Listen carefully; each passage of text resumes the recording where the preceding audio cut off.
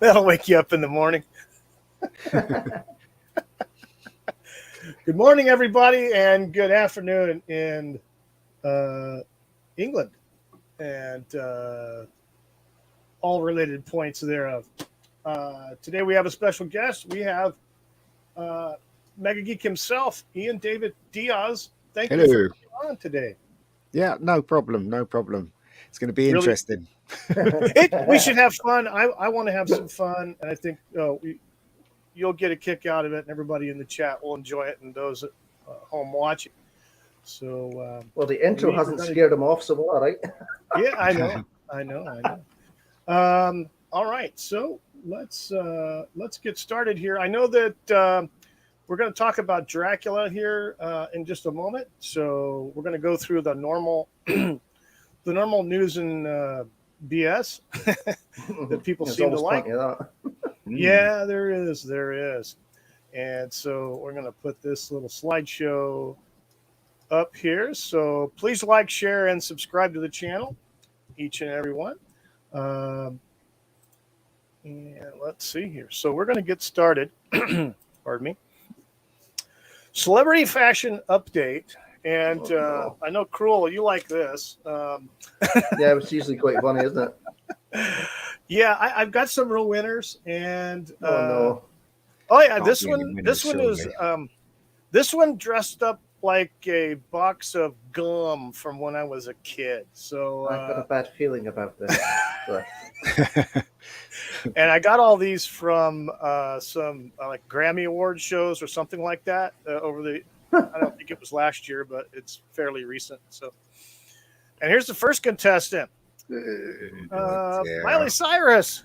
She's got her version of a box of fruit stripe gum that I used to eat as a kid. So, So I got the feeling that's about something else somehow. Rainbow colours, blah blah blah. Yeah. exactly. Mm. yeah, Yeah, is she's so that colorful there. is that attached to her back? Uh, apparently so. I mean, why would you come to any event like that? I mean, What a what a pleb. yeah. I mean, come on. Well, yeah, she's different. Well, her popularity's gone down, so I've been told. So that she has to do something to bolster it, I guess. And Yeah, this she is what has she to thinks. step out and be a little bit different and kind of Yeah. shocking. Yeah. I mean, yeah, Shockingly bad. she's so popular that I think that the U.S. Transportation Department will probably name a port of entry after her. It's very silly. Mm. All right, She's here's the next one. Yeah, Oh, no. she's a piece of work. She was great when she was Hannah Montana, but Okay. yeah, fame went to her head. mm, Mm, Here's number two. What the Good heck old is Nicki that? Minaj. Here's sporting her take on Tron meets anime. It's I not as don't bad as the know. last one. No, it isn't. It kind of suits her, because she's very.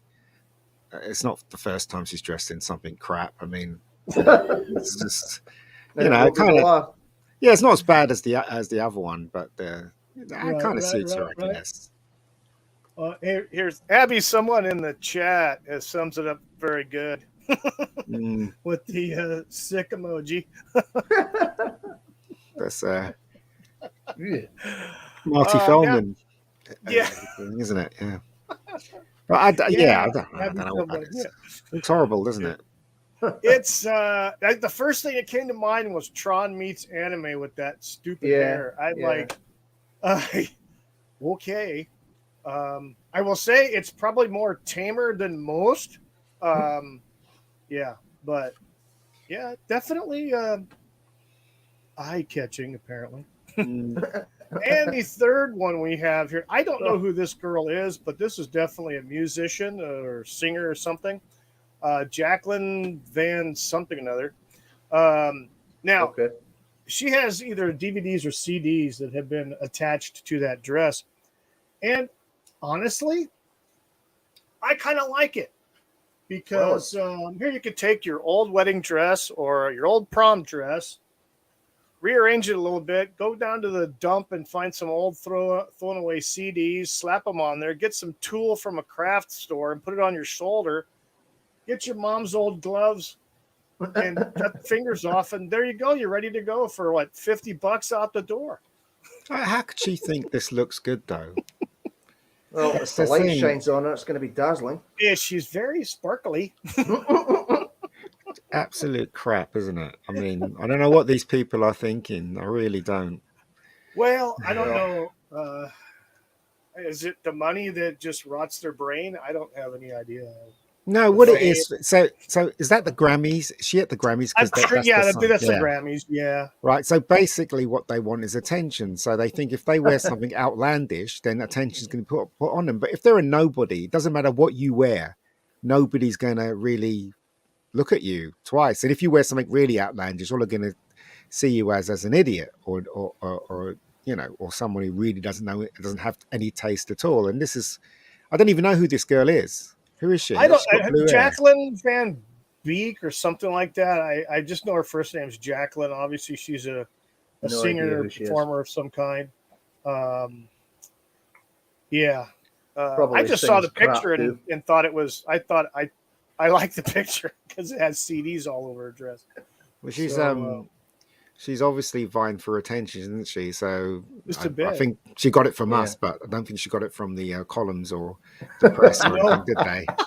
So, So you know, we have inadvertently given her attention then. we have indeed, yeah. Oh So well. there you go. They should achieve something. Oh, Dear, oh dear. yeah. So quite interesting. All right, so we're done with those celebrities, and now we have the breaking news from the water cooler. And so again, this is this is from a reputable news agency called The Onion. So I believe that a lot of people are aware of the strife going on in Florida between the governor of Florida and the Disney parks there. Their battle of egos and etc., one-upness.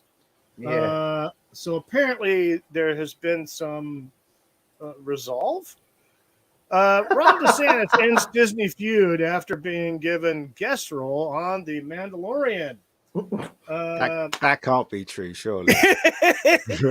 out of Tallahassee, Florida, saying he was happy to finally bury the hatchet with the major corporation after months of difficult dialogue, Governor Ron DeSantis announced Tuesday that he had ended the feud with Disney after being given a guest role on The Mandalorian. Where the heck did the rest of it go? Here we go. So after that, he says, yes, most acceptable with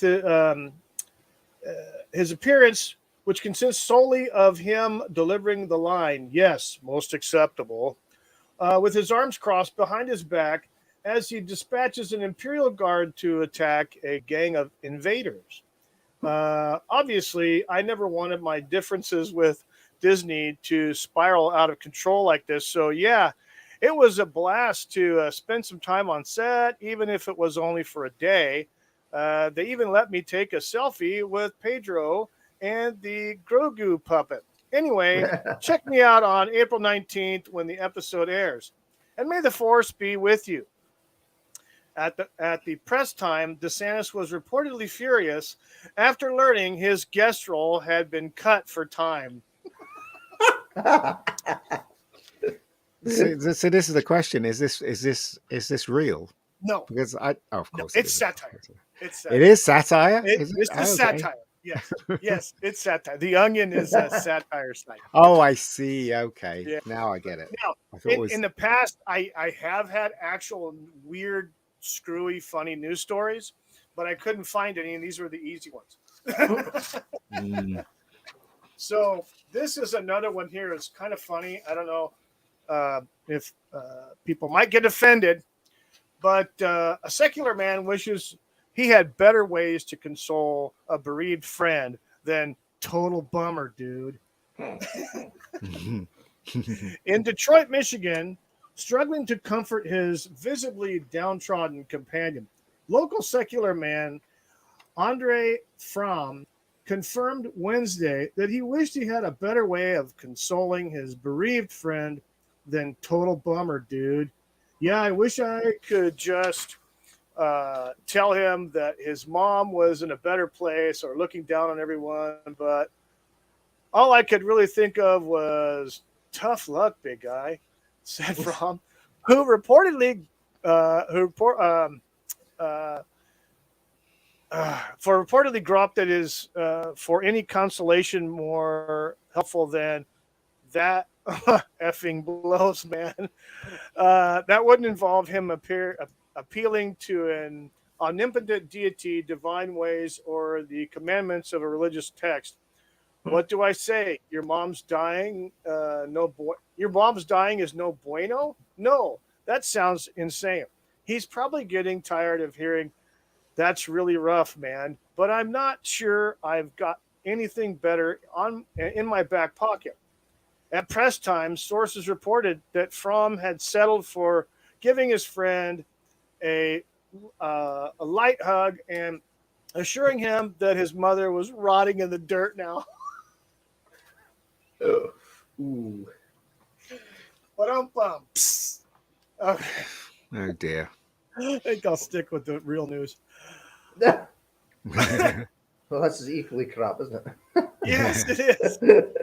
The good news stories are hard to find.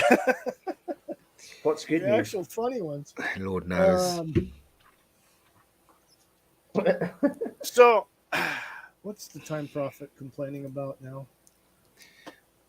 Time Prophet in the chat says, if you would rather watch the Flash DeLorean, watch it here after the stream is over. Yeah.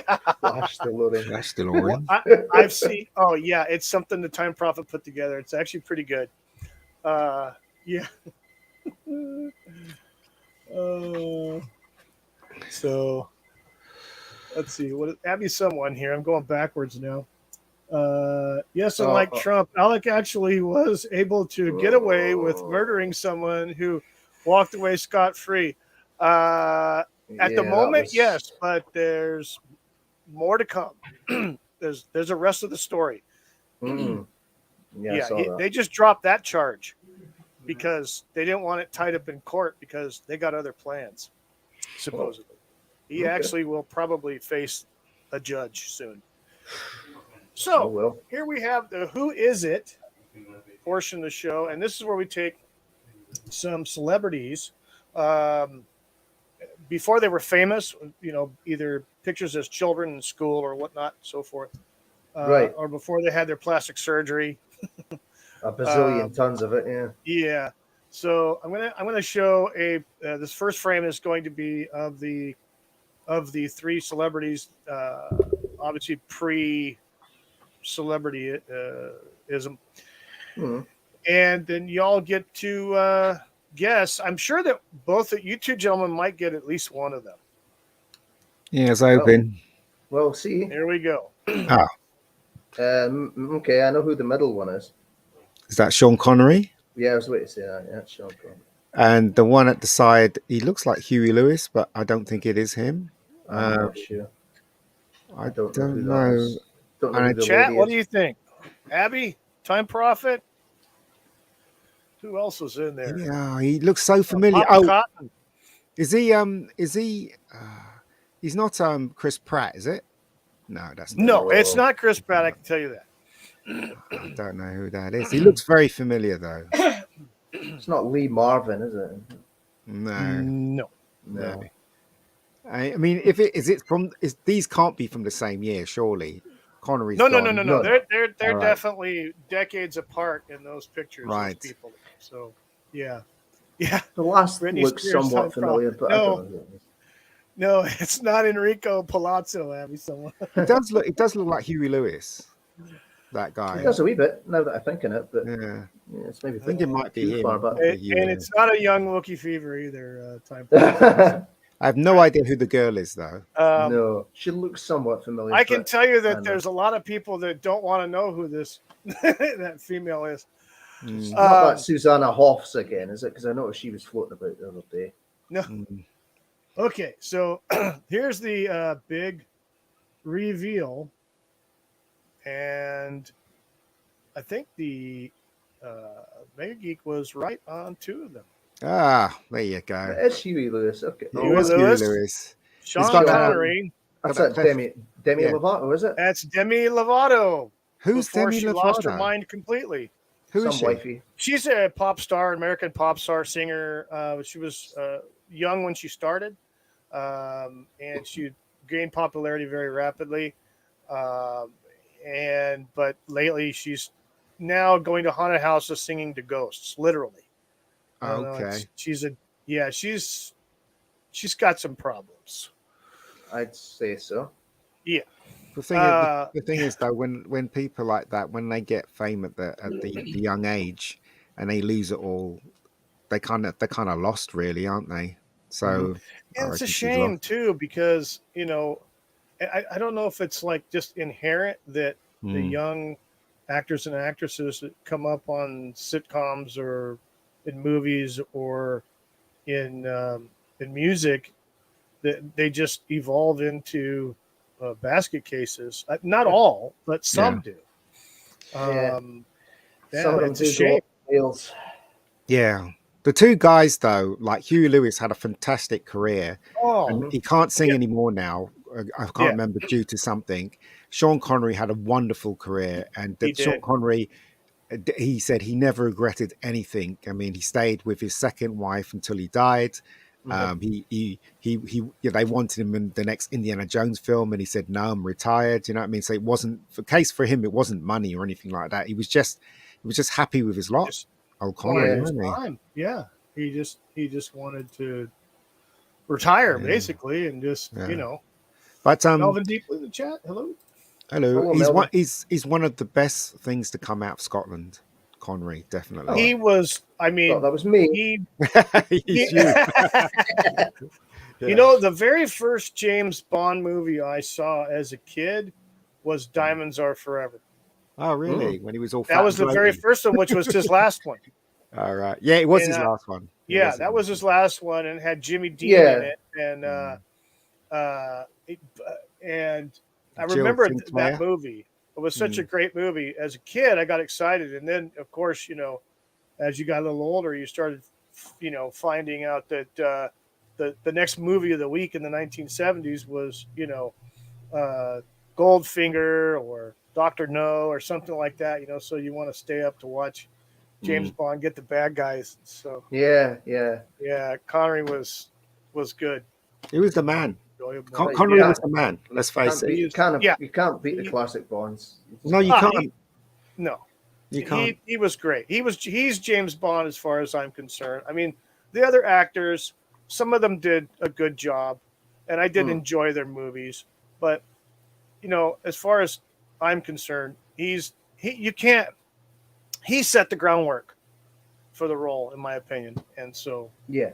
He did, but when he first started, he was going bald. So, like, even from Doctor No, he was wearing a hairpiece all the way through his James Bond career, and he decided to ditch the hairpiece when he was doing other movies. So he was Yeah. the thing is though he was outside he was a tough guy physically, and he was a tough guy inside as well because he didn't put up with nonsense. I mean, it was obvious that Broccoli and Saltzman was screwing him out of money.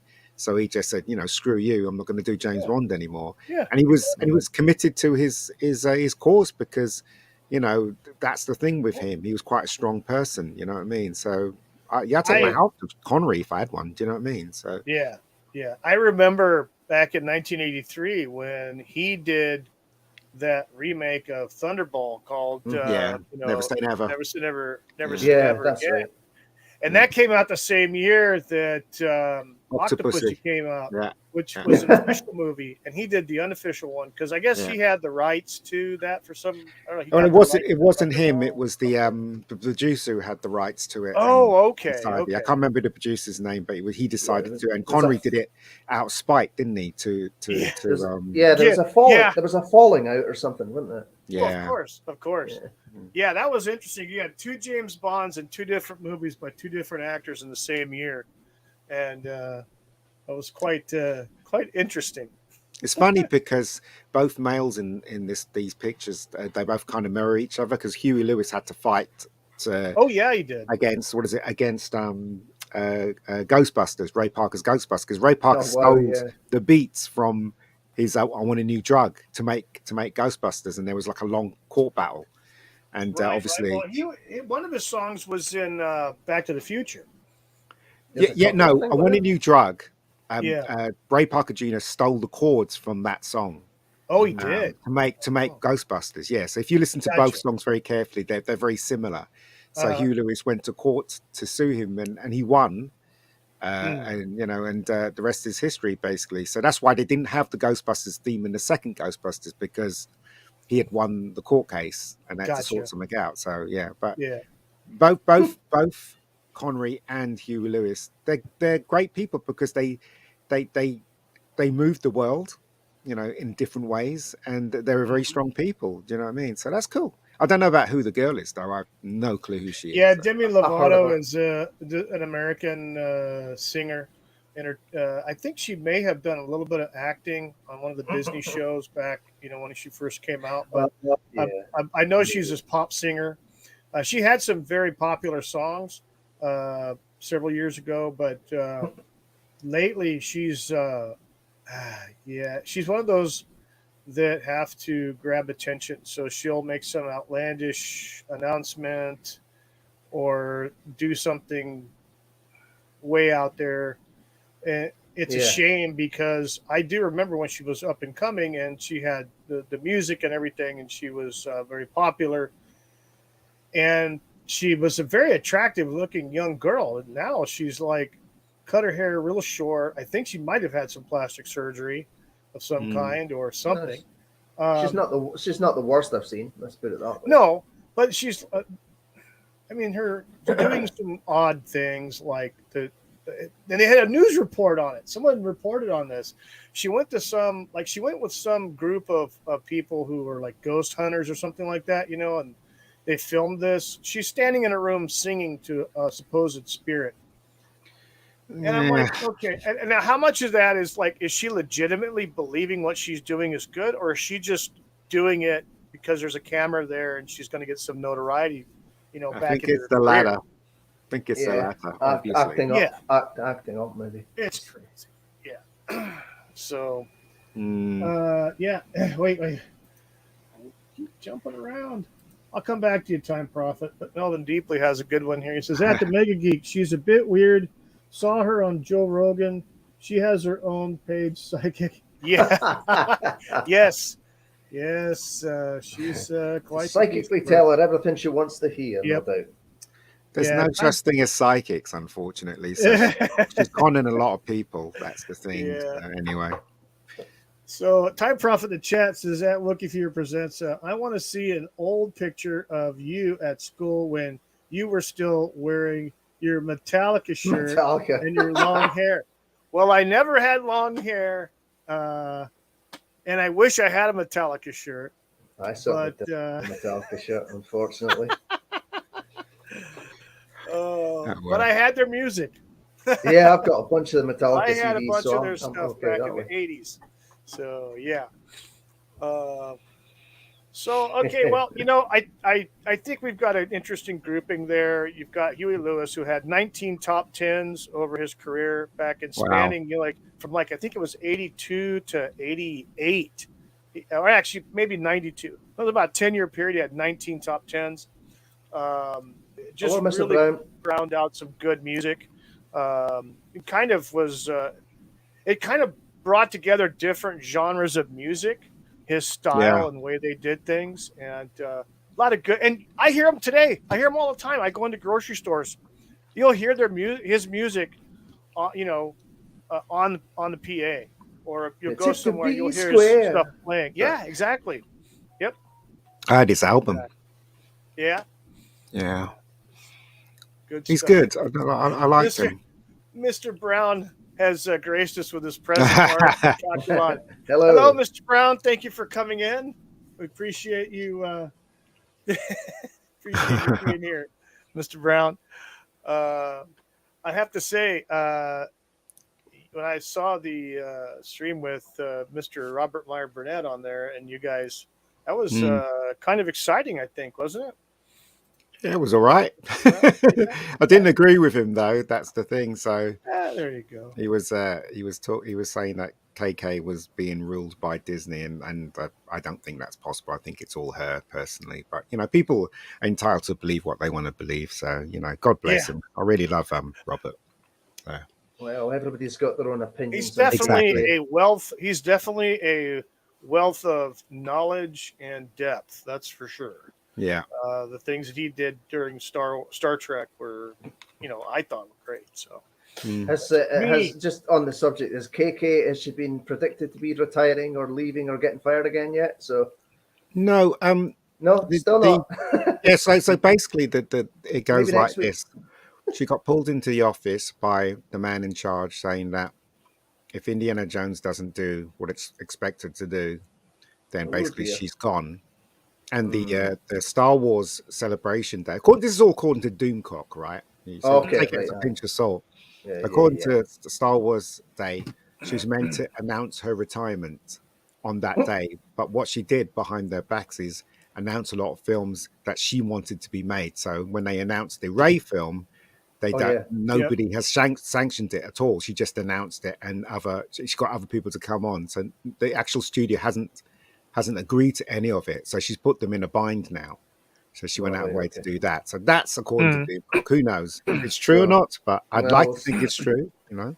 Well, I mean, Mm. the one thing I will say about her, she's not going to be there forever. That's just a given. But she seems to be holding on. Please Yep. go away. Yeah. I'd like Yeah, to see some good Star Wars at some point in my life before I Mm, leave this place. yeah, So, yeah. would be I, nice. yeah, I used to watch Doomcock quite a bit, and I same. stopped. I think only because I started getting bored, Mm, and so you know, plus I'm trying to do my own thing, so it's Yeah. well, occasionally, he had is it Karen Pasha on? Is it Cameron, Cameron yeah. Pasha, Cameron yeah, Pasha Cameron on? Pasha. I must And have missed that. Yeah. he kind of basically confirmed what he was saying. So that's the only reason why I watched it, because he was on it. So Mhm. so both of them were saying the same thing. So it might be true. Who knows? I don't know. But He's pretty knowledgeable about yeah, Hollywood, so yeah.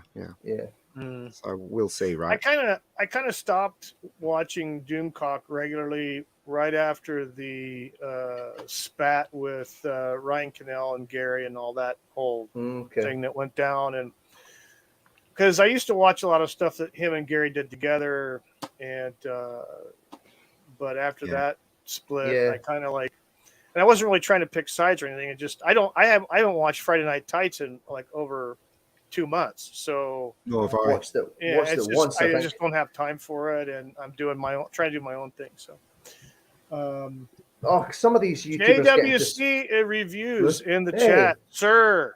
some Thank of you these for YouTubers get into coming spats and stuff, and it's just like I Appreciate don't you have time being for in the. the I chat. don't have time for that. So by. Yeah. YouTube beefs, I haven't got time for it. So I just ignore it. Mr. Brown in the chat. I think we might be on later, folks. Just talking shite, no topics. Oh, all right. Might have to stop in on that.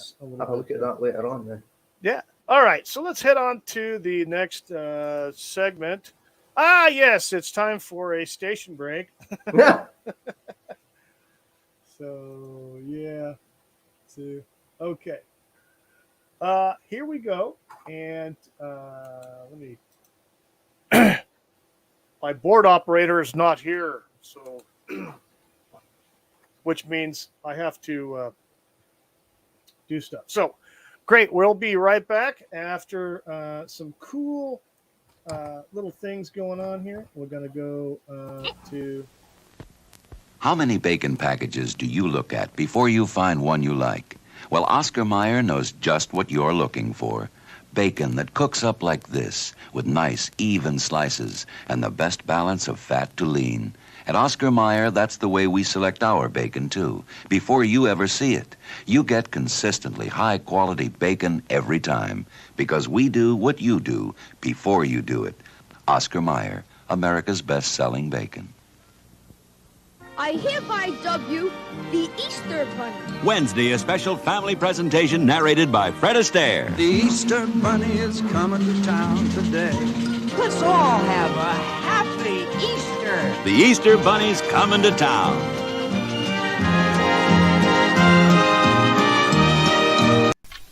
A ticking bomb means trouble for Batman and Robin.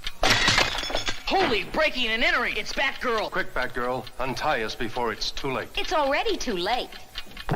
I've worked for you a long time, and I'm paid less than Robin.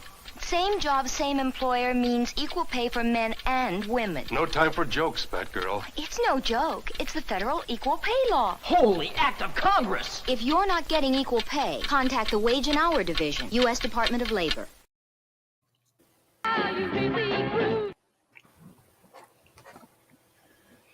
All right. Very Equal important pay, announcement there. Equal pay. Equal pay. Batgirl and Batman and Robin tell you from 1973. But that law was passed, so when you see Yeah. in TV shows where they say, "Oh, women are not getting paid," it's bollocks. They are getting paid. Yeah, it is. It is. So there you go.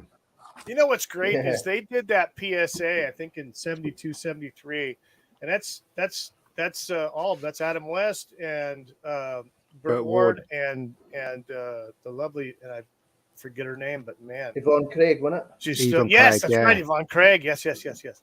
And She's so, she's the green woman at the end of the credits in Star Trek, right? Or I she was think what, possibly. she might not be the green woman at the end, but she was certainly a green woman. What's it? An Orion, isn't it? Yeah. I know, she was an Ryan Orion. Slade, She was definitely an Orion in one of the episodes of Star Trek. I can't remember if it was season 3 though. Mm. Season 2 or 3, I think. I'll tell you what. Damn. When I started watching Batman and Robin back when they did all the reruns, because that series ended in 66. Okay, and so they did those PSAs like 5 years later, and she could still fit into that suit like 100%. And so, yeah. Yeah, she looks very lovely in that suit, I might say. Absolutely. I think she was very, very young when she did the series. I think they brought her in because they were losing ratings, so they brought her in hoping to bolster it, but it didn't work. So yeah, but Did it's they great not, to have. did they not toss away? Did they not toss away the sets and everything as well? Yeah. I think so. You can still buy. You can still buy a Batmobile. You just have to wait probably 2 years, and it'll cost you about $150,000. But you can have. Oh yeah, that's right. We were speaking about that last time, weren't we? Yeah, that was our last. We Yeah. talked about the Batmobile fiasco. I'll tell you what's interesting. Month ago or so. They interviewed the stars of the '60s Batman when Tim Burton's film was coming out, and all of them were saying, "Oh, it's too violent," you know. Remember the days when the Batman used to be innocent, used to be for adults and kids and stuff like that. And then history goes by and everybody sees that Burton's Batman is a classic.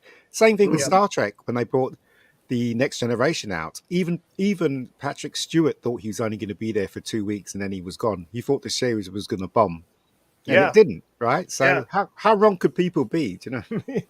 There you go. I hear you. Sure. Yeah. Just never sure. No. No, they don't.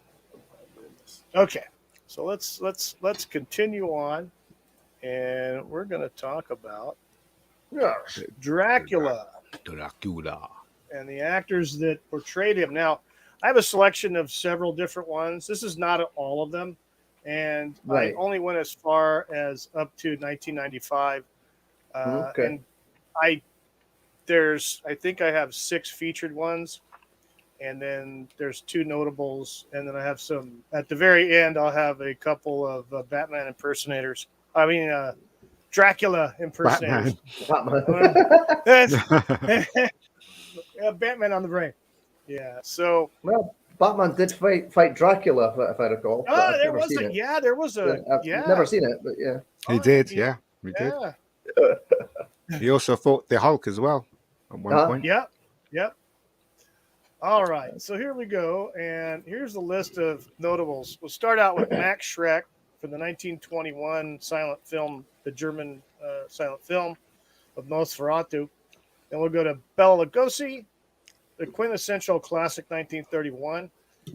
And John Carradine, who I didn't even know about until I started doing research on this. John Carradine did several movies as Count Dracula from 1944 to 1966, maybe even later. And then, of course, we all have Christopher Lee on there. Christopher Lee is, just a cult classic, for the role. He's the one I remember. Yeah, exactly. Me too. I mean, him and Bela Lugosi, but he did more movies, so you got to see more of his stuff. And then we had Frank Langella, who played Dracula in 1979. I remember watching that movie, and I kind of a little confused. I thought, when did Zorro become Dracula? Because he did a TV movie, Zorro, in 1974. Frank Langella did, and but then there's Gary Oldman. We had Stoker's Dracula movie from 1992, which I saw in theaters. It's a great movie. And then we ended out with Leslie Nielsen, who did Dracula in the Mel Brooks movie, Dracula Dead and Loving It. Oh, I'd love to see that again. Movie. I like Leslie Nielsen's acting. Oh, yeah. He's brilliant. He's actually a very good actor when he doesn't do comedy as well. Yeah. He was in Forbidden Planet. He was in the Poseidon Adventure. Yes. He was in a lot of old Hollywood movies. Yeah, Poseidon Adventure. Yeah, he was great in that. Yeah, Captain. He was the captain. Yeah. Forbidden Planet is a sci-fi cult classic. I mean, it is. Yeah, it's oh my god, and he's such a great actor in that movie. George Hamilton, love it first bite. Yes, yes. There's only so much room. George Hamilton, yes, Mr. Suntan himself. That's probably the first Dracula film I actually ever saw, believe it or not. But there you go. Yes, I skipped him. That was only the one, so. I mean, Abby, someone. Sorry. All right, so here. I mean, that guy from Jailbreak played Dracula, didn't he? In the third Blade film, right? Prison Break. Yeah, he did. Yeah. So. Blake, yeah. What's his name? Ricky. Yeah. I can't remember his name. Dominic Purcell. Yeah. Dominic Purcell. There you go. So here we have Max Schreck, who played in 1922 Dracula in the silent German film Nosferatu. Now, the story goes on this movie, the producers and the production of this movie, it was a direct adaptation to an extent of the book. So, but at the time, they had to do some changes. So Dracula was not called Dracula. It was called Graf Olek or Olok or Orlok. And they changed some other names of other, either places or people to try to avoid copyright. So the story that I read was that Bram Stoker's widow found out about this movie, and she got a little prickly about it and filed a lawsuit in court in Germany and won. She won the case, even though they changed the names and some scenes and stuff like that in the movie versus the book. And the order was that she won since they weren't going to pay her. They refused. They didn't have any money, basically. I guess they went broke during the trial. So the order was from the judge or the jury was to destroy all copies of the movie, have them burned. And so they did that. But by the time they got to that point in the trial, the movie had already been distributed throughout the world. So there was reels all over. So people had reels, and we have these pictures today, and we can actually go on wherever and get a copy of the movie or watch it online streaming and stuff like that. So It's quite. I've seen bits of it. Yeah, I've seen bits and pieces here and there. Now, this interesting story about the actor Max Schreck is that he was a loner, apparently, and he also had some quirkiness. He did a lot of stage work, obviously, throughout Europe and Germany. He ended up passing away in 1936 of a heart attack. After a performance, he finished a performance and wasn't feeling well, and so he went home and died of a heart attack. So, but yeah, so he had some quirkiness to lead to some rumors or some urban legends that he may have been a vampire himself because of some of his quirkiness. To the point that they actually made a movie starring William Dafoe playing Max Schreck as a closet vampire playing. Oh yeah, that's right. I've seen that. So, Shadow of the Vampire, wasn't it? Yeah. Exactly. I've seen that. Yeah. Was it John Malkovich? Yeah. There was also that film with Nicolas Cage. I can't remember what it was called, and he thought he was a vampire. Do you ever see that one? It's kind of like No, I haven't seen that one. What's it called? Is it Vampire's Kiss or something like that? Yeah, that's the one. That's the one. Yeah. I might have seen it. I mean, that Renfield's supposed to be pretty good from what I understand. Yeah, I like the trailer really, for that. really violent, I hear. Yes, it's violent. There's also another movie coming out, too. It's The Last Voyage of the Demeter, which is a trailer for that, Yeah, that looks pretty good, too. And that's the voyage that the ship took Dracula to. It's got Liam Cunningham is in that. Yeah, that looks kind of interesting. That looks interesting. Well, we all know everybody dies, supposedly. Don't spoil it. It's kind of hard to spoil something that's been out for the last 100 freaking years. I suppose so. It's very creepy, though, this film. I've seen most of it. I haven't seen all of it, but there's some really nice shots in there and shadows. I mean, it is. It's an interesting film. I've seen clips too. I wish I could see the whole thing, but I've seen some clips. But quite an interesting story behind this movie with the trial and the lawsuit, and then Bram Stoker's widow winning and having all the copies that they could find destroyed. But thankfully, they didn't destroy all of them, and we have what we have now. But it was a silent movie, so it makes me wonder, when people went to the theater to see this film, I mean, I'm assuming they had an orchestra playing music and stuff right in front of them. Oh, I'm sure, yeah. So, it must be a weird experience watching it. Oh, yeah, no kidding. So JWC Reviews in the chat says Max Schreck was referenced in Batman Returns. It was Christopher Walken's character name. I didn't know that for years. I started, when I typed his name into search, Max Schreck, I got the Christopher Walken character from the Batman movie. So, it's quite interesting. Yeah. All right. So, let's go on to the next contestant. And we have Bela Lugosi. Now, Bela Lugosi, a Hungarian American, who this film came out, I think, in 1931, I believe. And this is his first American movie that he did. And supposedly, from what I was reading, he came to the United States and auditioned for this, but he forced himself to learn English for this movie. He forced himself to learn English, and he's got such a thick Hungarian accent.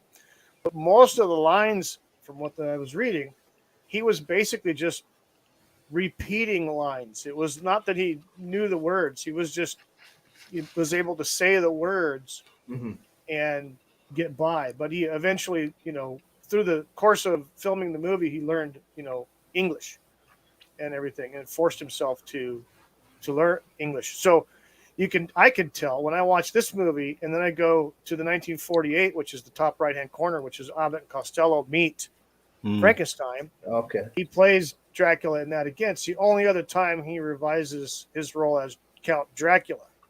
And his English is way better in that movie than the first movie. It's a shame that his career it hit the heights of Dracula, but then everything else fell apart. Like he ended up in Plan 9, didn't he? You know, the worst film ever made. And he Never died. I seen think he it. died halfway through that movie, and had to replace him with somebody else. You know, it just goes to show that that fame is fleeting. If Mhm. you if you're not meant to be there forever. Do you know, like people like John Wayne, you always remember John Wayne being John Wayne, but him, you'll just remember him from Dracula Yeah. and Plan 9. So I Mhm. mean, that's a big fall, isn't it, between top Dracula and then suddenly he's in this really Yeah. terrible movie. Yeah. And So he also played the Frankenstein monster in a movie as Yeah. well. Later, later on in his career, he only played Dracula once. He played Frankenstein's monster in some movie, I think in the 40s or maybe even the 50s. And then he played some mad scientists in some other, Universal horror movies. well, Um, he played Dracula twice, didn't he? He was in the Albert Costello film as yeah, Dracula, the Abbott wasn't he? Costello So in '48, and then yeah, his original role in 1931. So yeah, yeah, 17 years between roles. yeah, Mhm. But in my opinion, he was much better in the Abbott and Costello movie. of course he was. And just his English was that much better, smooth and everything. But you can't knock this famous line on the stairs. The children of the night. Yeah. You know what Yeah. sweet music they make. It's like, Mm. oh my god. Just those lines. That opening scene. I've seen his Dracula film once. It was good. Mm. Yeah, I've seen clips. I've seen it once years ago as a little kid. Uh, they used to have like some monster movie showcase thing on one of the local stations, and they'd always show Dracula or Boris Karloff's Frankenstein or Boris Karloff's Mummy and stuff like that. Mm. So I've seen The Mummy. Yeah, yeah, that was good. um, yeah. I don't think he played Wolfman. File. He did play Frankenstein once. I don't know in what movie. He was definitely in The Wolfman. I think he Definitely. was one of Yeah, was he in was. it, but Yeah, in the Abbott and Costello movie Abbott and Costello meets Frankenstein. It's Dracula who basically had smuggled in the Frankenstein monster, and Lon Chaney Jr. is also in that movie, reprising his role as the Wolfman, who's Mm. trailing them. He's trying to go after them because what Dracula wants to do is revive Frankenstein and put a new brain in him, and so right. that's kind of the mission. And Lon Chaney's mission is to go and stop them. Now, the story that I read was that they tried to get Boris Karloff to play Frankenstein, and for whatever reason, he couldn't or wouldn't. There was some issue there. I don't know specifically what. He couldn't do it. So the gentleman that's playing Frankenstein, I think, was like a stunt double guy. Right. And during filming the movie, in some of the scenes with Frankenstein and Lou Costello, you could see, and actually in the film, the guy playing Frankenstein started busting up under his makeup, and he couldn't stop laughing. They had to redo a couple of shots because Lou Costello was just making this guy bust up laughing. It's pretty cool, I think. But yeah, so it was a great movie. If no one's ever seen it, please do. I have it on DVD.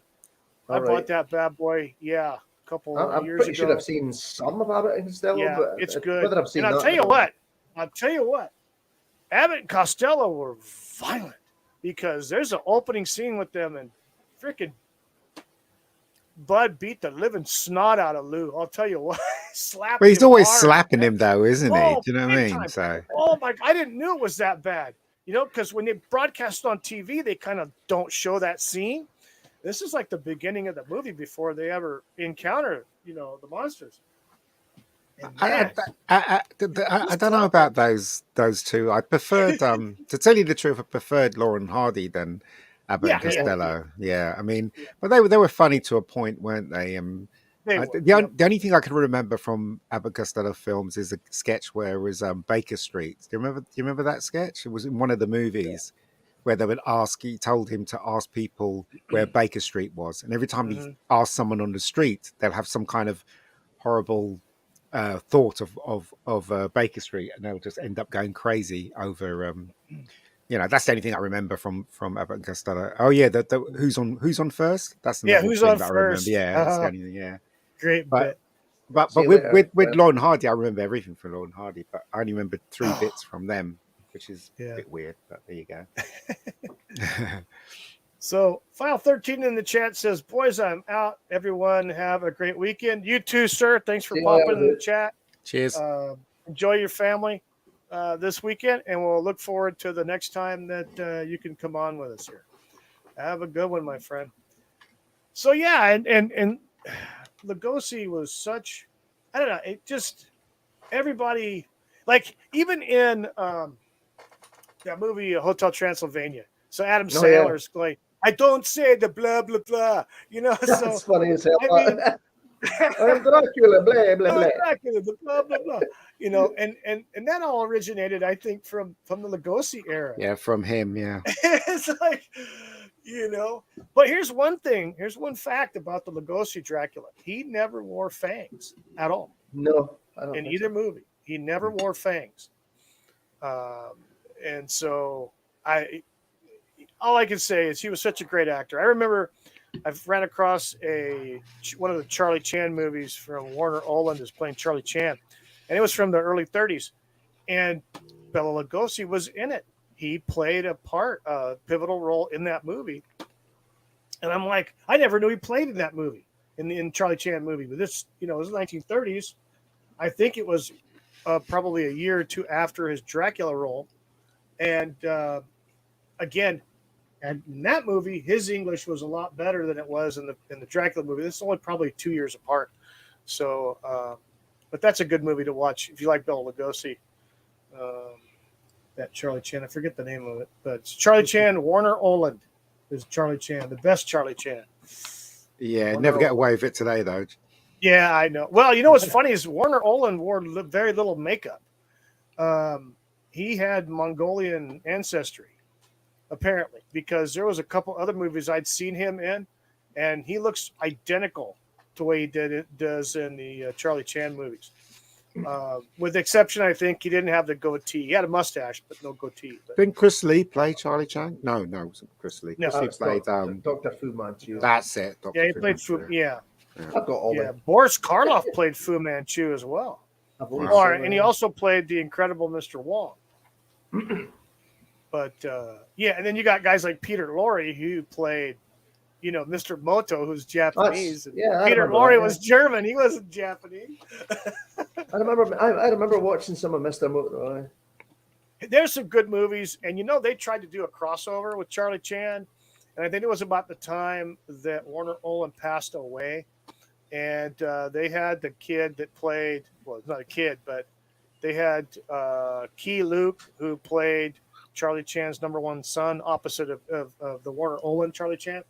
And Key Luke was one of the founding members of the Screen Actors Guild, along with Bela Lugosi.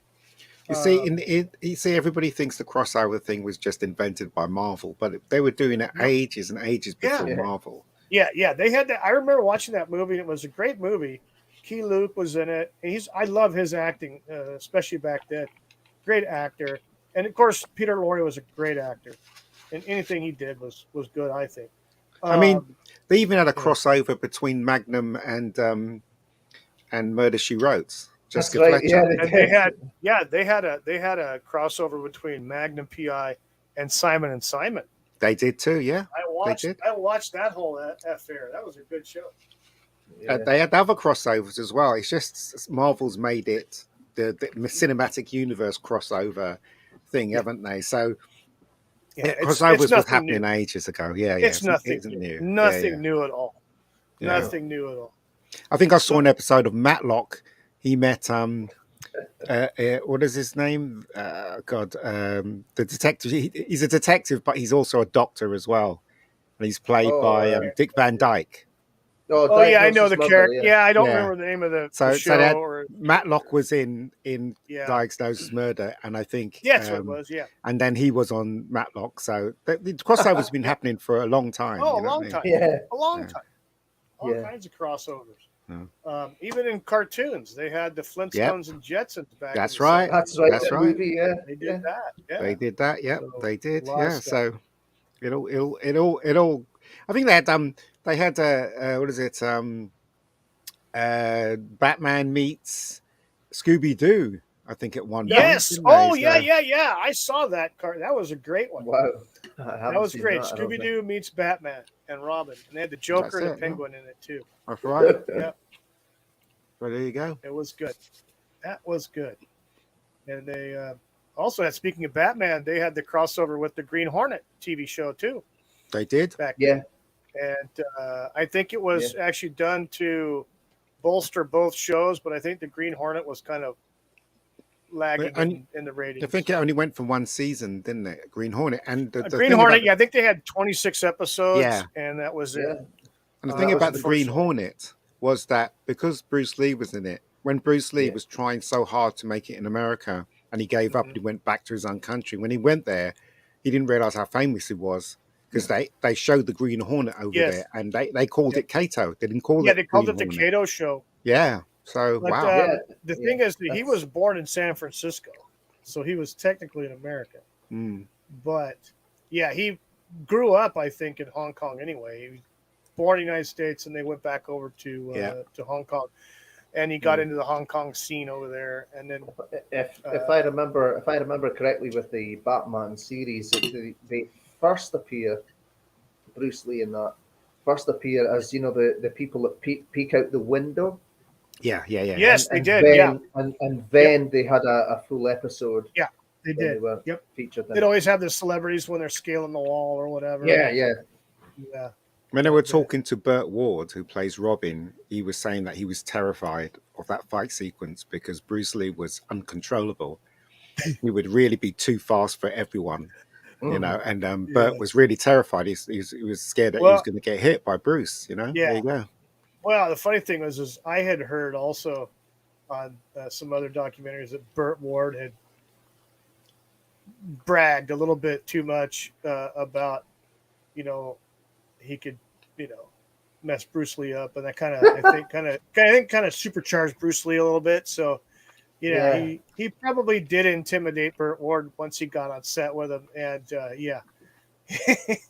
But some people hated Bruce Lee because he wouldn't pull his punches. Sometimes he would make contact with the stunt people.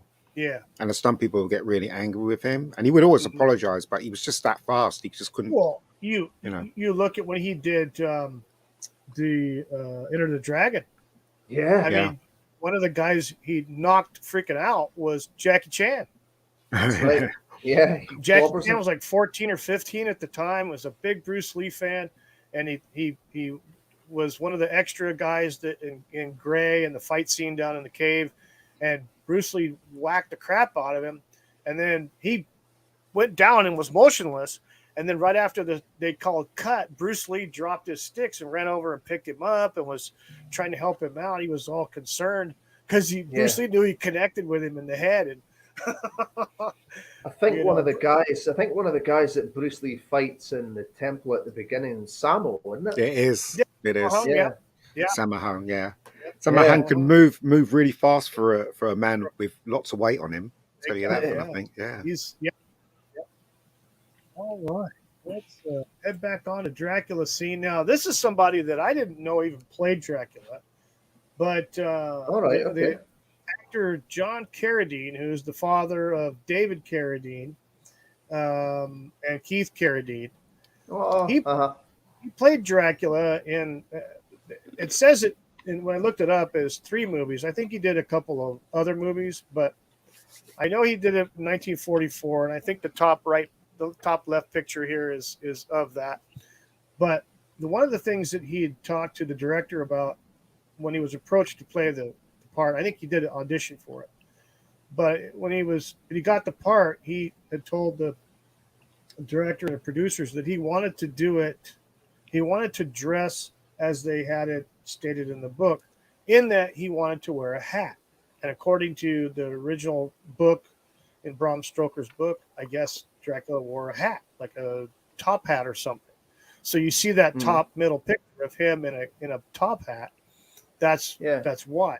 because he wanted to play it that way. And John Carradine was a theater actor, Shakespearean performing actor. He played his biggest role, I think, was his part in Grapes of Wrath in 1940. He was in that. And then he got into these Dracula movies and some other sci-fi movies, which kind of like they're B movies, you know. He doesn't look very threatening, does he? He does not. He's always been a very slim, frail-looking individual. But yeah, he's very. No, he doesn't look threatening at all. But he did play Dracula. He actually appeared in Kung Fu Yes. as a victim of the Indians. They tied him down and opened his eyes, so he went blind, and then Kane had to teach him how to defend himself, even though he was blind. I think it was a two-parter, or was it one episode he was in it, and then a couple of episodes later he was back in it? Yeah, I can't remember, but yeah, I remember. Well, yeah, I'm sure it was a thrill for David Carradine to perform with his father. Yeah. And at that time he was old then. Yes, he was. He was frail, old. Rheumatoid arthritis had taken over his hands and everything. So he wasn't. He wasn't the old guy in The Howling, was he? Yes, he was. I think he was. I don't know. Yeah. I don't know. He was. I think you're right. It was him. Yeah, it's a possibility. Yeah. I know the last Dracula movie that's he's credited with is the Dracula versus Billy the Kid. And it's in color. So I don't know. Yeah, it's definitely a B. B picture. Definitely B picture. But he doesn't look threatening at all. He looks like someone, doesn't. Who would play classical music, doesn't he? Yeah. That's what he looks like. Maybe that's what they were going for. I don't know. Maybe. Yeah. But yeah, he did it. He did the role and like I said, internet says 3, but I believe he did more, but who knows? But yeah, through 1966. But the one I think we all liked and loved is definitely Christopher Lee, who played Batman. Batman on the Brain. Batman on the Brain. I got it, man. Stream Killer. He played Dracula, and I'll tell you, he's played Dracula more than any other actor. Because he's brilliant. He was brilliant at it. He used to scare me when I was a kid. I mean, they used to shout on BBC Two, man. Yeah. And I used to wait up for it, and I used to be terrified. He put those red contact lenses in his eyes, and it's like, whoa, and blood coming out of his mouth and the fangs, and it's just crazy. Sorry, you saying? It's seven Dracula films he's been in. Wow. Well, for Hammer, because he did do another one. I can't remember what year it would have been, but it was more in line with Bram Stoker's Dracula, because he's got like the mustache and the grey hair, and then grows young again, and that. I forget what it's called, but I may have gotten all the Hammer Dracula movies. But do you know what? Right after everything he did as Dracula, the only thing that scared me the most when I was a kid, and there's a scene in it, and it scared me, and it has got nothing to do with anyone dying. It's when he's on his carriage and he's whipping those horses. That scared me for some reason. He's violently whipping them, and the horses go, and it's like that for me was scary. He does that in a couple of them, but I can't remember which of the ones. Maybe the first one he does it in. No, he doesn't. Does he leave the castle in the first one? Yeah. Can't remember. I was telling Cruel that before you came on, Ian, that I watched like the 1966 one where he doesn't say anything at all. It's he's just hissing and grunting. It's the one where he dies in the water. Spoiler alert. Dracula dies again. Yeah. So quite interesting because his presence is so commanding, and he wasn't in half the movie. The first half of the movie, he wasn't even in it. Also, about those movies, it was the way it was lit as well. It was lit very B picture like. right? Because obviously he didn't have enough money to do it at the Hollywood kind of style. It was very cold. The lighting was very cold, and it was very, naked women, well, half naked women, obviously in there, and also his presence. I don't know. He just exudes evil for He's some tall. He was a reason. big tall guy, He's wasn't a he? tall guy, and his facial expressions were, Yeah. Just Well, that's it. I mean, there's a total of historic. nine films in the Hammer Dracula series. Oh, so. yeah. But he he played the most. Peter Cushing was the one that was always after him, wasn't he? Yes, with the stake and the yeah. One. Him and Peter, and He's you know in what at though? least three. Peter Cushing's in at least 3 or 4. Yeah. Do you remember that scene? So I'm just memories are coming flooding back now. Because do you remember the scene where he traps Dracula in this room, and Dracula thinks he's got Peter Cushing, and then he starts opening the curtains, and all the light starts coming down, and his hand starts burning. Do you remember that scene? Right. That was that's that the was end a of cool horror. Yeah, horror of Dracula. that was the first movie. one. That was the movie where he turns to dust, and so Yeah. the movie that I saw was the movie right after that, where his henchman has taken the ashes. He's collected the ashes, and he goes and gets a victim to revive his master. And so that's I'm going to have to watch all these now, don't you? They're scary. He's such a great actor because he just, I mean, it's almost like it was second nature to him, in my opinion. I mean, and then he spoke many languages, fluent, in German.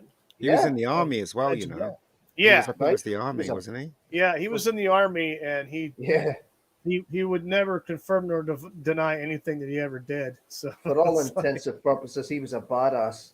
He was, and he was. The thing about him is that, as far as I'm concerned, he was very much neglected as an actor. He's a brilliant actor, and I remember when he got offered the part of Scaramanga in the James Bond movie, he was so delighted that he'd be playing some other character rather than Dracula, and he just jumped at the chance to play that character. And even though the film wasn't a success, he said it's one of the best parts he's ever played because it wasn't Dracula.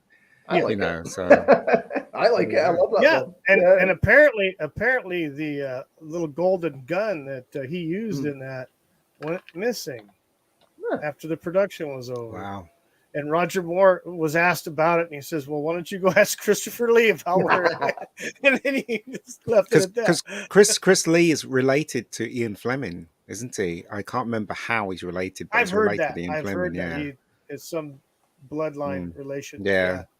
But I love Chris Lee. I think Chris Lee was one of the best actors Britain's ever produced. It's a shame he wasn't really appreciated. Only in his older age, he was appreciated more when he, starred in Lord of the Rings and then Star Wars movie, and I mean, so it's a shame. I mean, I remember watching, he was in one of the Sherlock Holmes movies with, I think Peter Cushing played Sherlock Holmes. The Hounds of the Baskervilles. Yeah. And he was in that, which I thought was great. I thought he was great in that movie. Spoiler alert, he's not the body. No, he's not the bad. But you always have to remember that when these films were made, the Hammer films were made, it was kind of like the same studio, and it was kind of like the same tone. Well, not the same tone, obviously, as the Carry On films, because the Carry On films was a stable of British cinema. And the same thing, Hammer films are a staple of British cinema as well. So it was the kind of sets and yeah. But as I said, if they had the money that they have today, I'm pretty sure this film would have kicked ass in the cinema. Oh yeah, all of his films. Ian, Time Prophet in the chat says Ian Fleming is Christopher Lee's step cousin. Oh wow. Yeah, okay. All right, close enough. And he managed to find himself in a Bond film after all. So that's right. Yeah. Well, the story was when they were filming The Lord of the Rings and his parts, and Peter Jackson's there and doing all this stuff, and I guess it's the scene where his character ends up dying, or something relatively close to that, and the tower scene, and I guess they did a couple of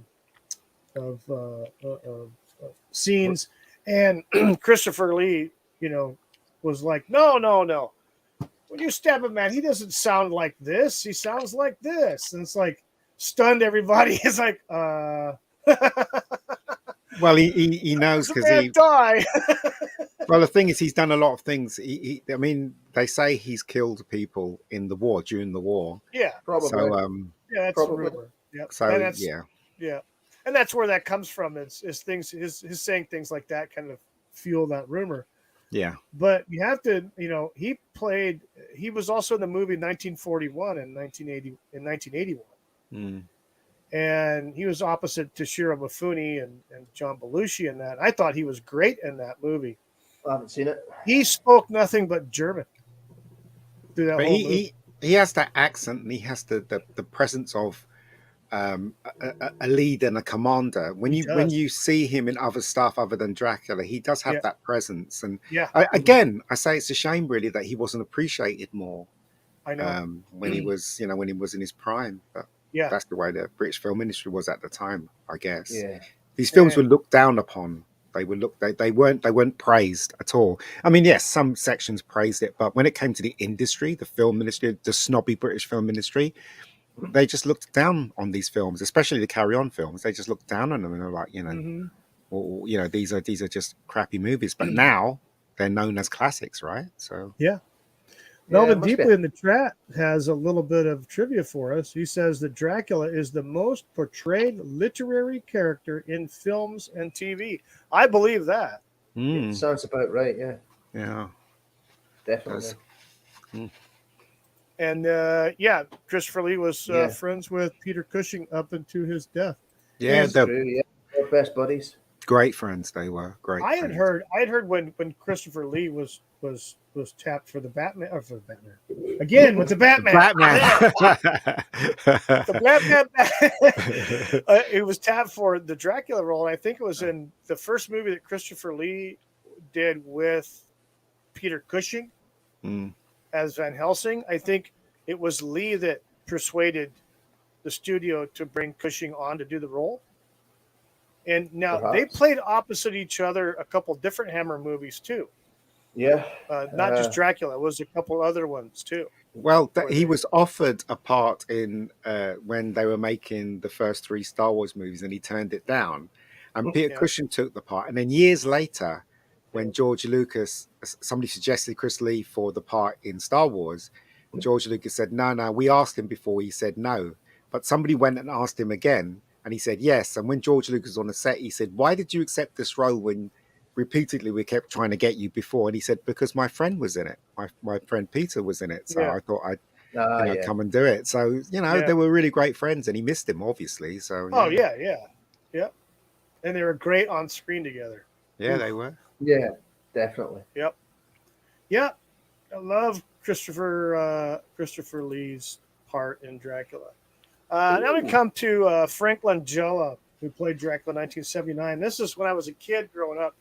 I watched the Zorro movie in 1974, so I was 5 years old when I saw that movie that Frank Langella did. It was supposed to be a pilot. It was a TV movie, and the production company couldn't get the studio to pick it up. And then 5 years later, here he is playing Dracula. And the thing is with the way Langella did this movie is almost has similarities into how they did the 1992 Dracula movie with Gary Oldman, is that they did more like of a romance type thing. You got it. Brilliant. Put it back up there. Let's see. Put it back up there. Here's one I nice. Laurence Olivier as well, mate. Yeah, Laurence Olivier was in that too. In that movie. So but they tried to have the character be a little more romantic. And hey, you got to admit, Frank Langella back then was in his prime. He had all his hair. He was good looking. I honestly can't remember if he has fangs in that either. Now you mention it, I don't remember. He's such a great actor. I mean, not the very first movie, but I saw him in one of the first Mel Brooks movies, which was 12 Chairs. Awesome. He plays villains very well, though. Yeah, he does. But he was in 12 Chairs, and it was just a freaking awesome movie. The first movie I saw, man, although I didn't realize it was Masters of the Universe. Yeah. I know. I am Skeletor. Yeah, I know. He played Skeletor. And I'm like, no, what? No. But you know, he even in a film like Dave, when he played the politician in I don't know if you ever watched Dave. Yes, he was he was villainous in that as well. Yes, you know? he was. Yeah, you definitely wanted to hate him. He was a bastard in that movie. But great actor. I didn't really like this movie, this adaptation of Dracula, because hey, I was 10 years old. And it's too mushy. I wanted to see more gore, violence, and stuff. than him over there pining after some females, you know, trying to. There was more skin shown from Dracula in this movie than any other movie up until Gary Oldman. I think the first time I saw this one, I didn't like it much, but when I went back and watched it and got it on DVD, I thought, oh, this is really good. Same thing with me as well. Yeah. I didn't like it when I first saw it, but then I remember the scene where he was climbing some building, you know, like effortlessly, like a spider. Thought that was quite cool. Yeah. I'll have to watch it again. Yeah, it's but he only did one. He did just the one film. He did. Yeah. But obviously, I mean, Jack Palance has played Dracula as well, and Luis Jordan has played Dracula as well. But I've never seen Jack Palance. What a I can only imagine what that would be like. Oh my God. Didn't Eddie Murphy play Dracula? No, he was just a vampire. Sorry, Vampire of Brooklyn. Maximilian. Yeah. Right. That was funny. That was All right, let's continue on to Gary Oldman. This was okay. I don't know about this film. It was very beautifully shot and it was very well made. But you got it as well. He's got it. Hold on, let's take a look at it. Yeah, it up there. He's got it. Yep. I mean, I went to the cinema and watched that with my first wife. That movie. It was okay. It was okay. I mean, they had scenes where he moved and his shadow didn't move and all that stuff. Very clever stuff. Yeah. But still, I don't know. I think it came. This is the only Dracula film that came across as quite pretentious, in my opinion. It was okay though. I mean, I wouldn't say it was one of the best ones. Well, he's got the top hat since the other guy had the. Yeah. But far more stylish, isn't it? Oh, very stylish.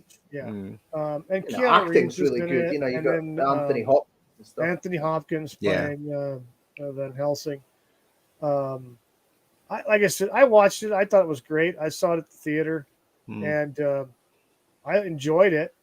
Was definitely different to some of the Dracula movies I'd seen in the past. At least how they portrayed things. And you could, and I think you're right, Ian, about the pretentious part of it. It's just. It was a good movie. That was great. Film. I mean, awesome. The effects, the whole 9 yards. Those costumes. Fiona Ryder was quite tasty in the film as well. She played. She played Nina. Yeah. It's just I don't know, because it's really funny because when you look at the other the Carradine Dracula, he was wearing a top hat. It was the top hat of the day, and you can tell that someone. When was this film made? The 80s.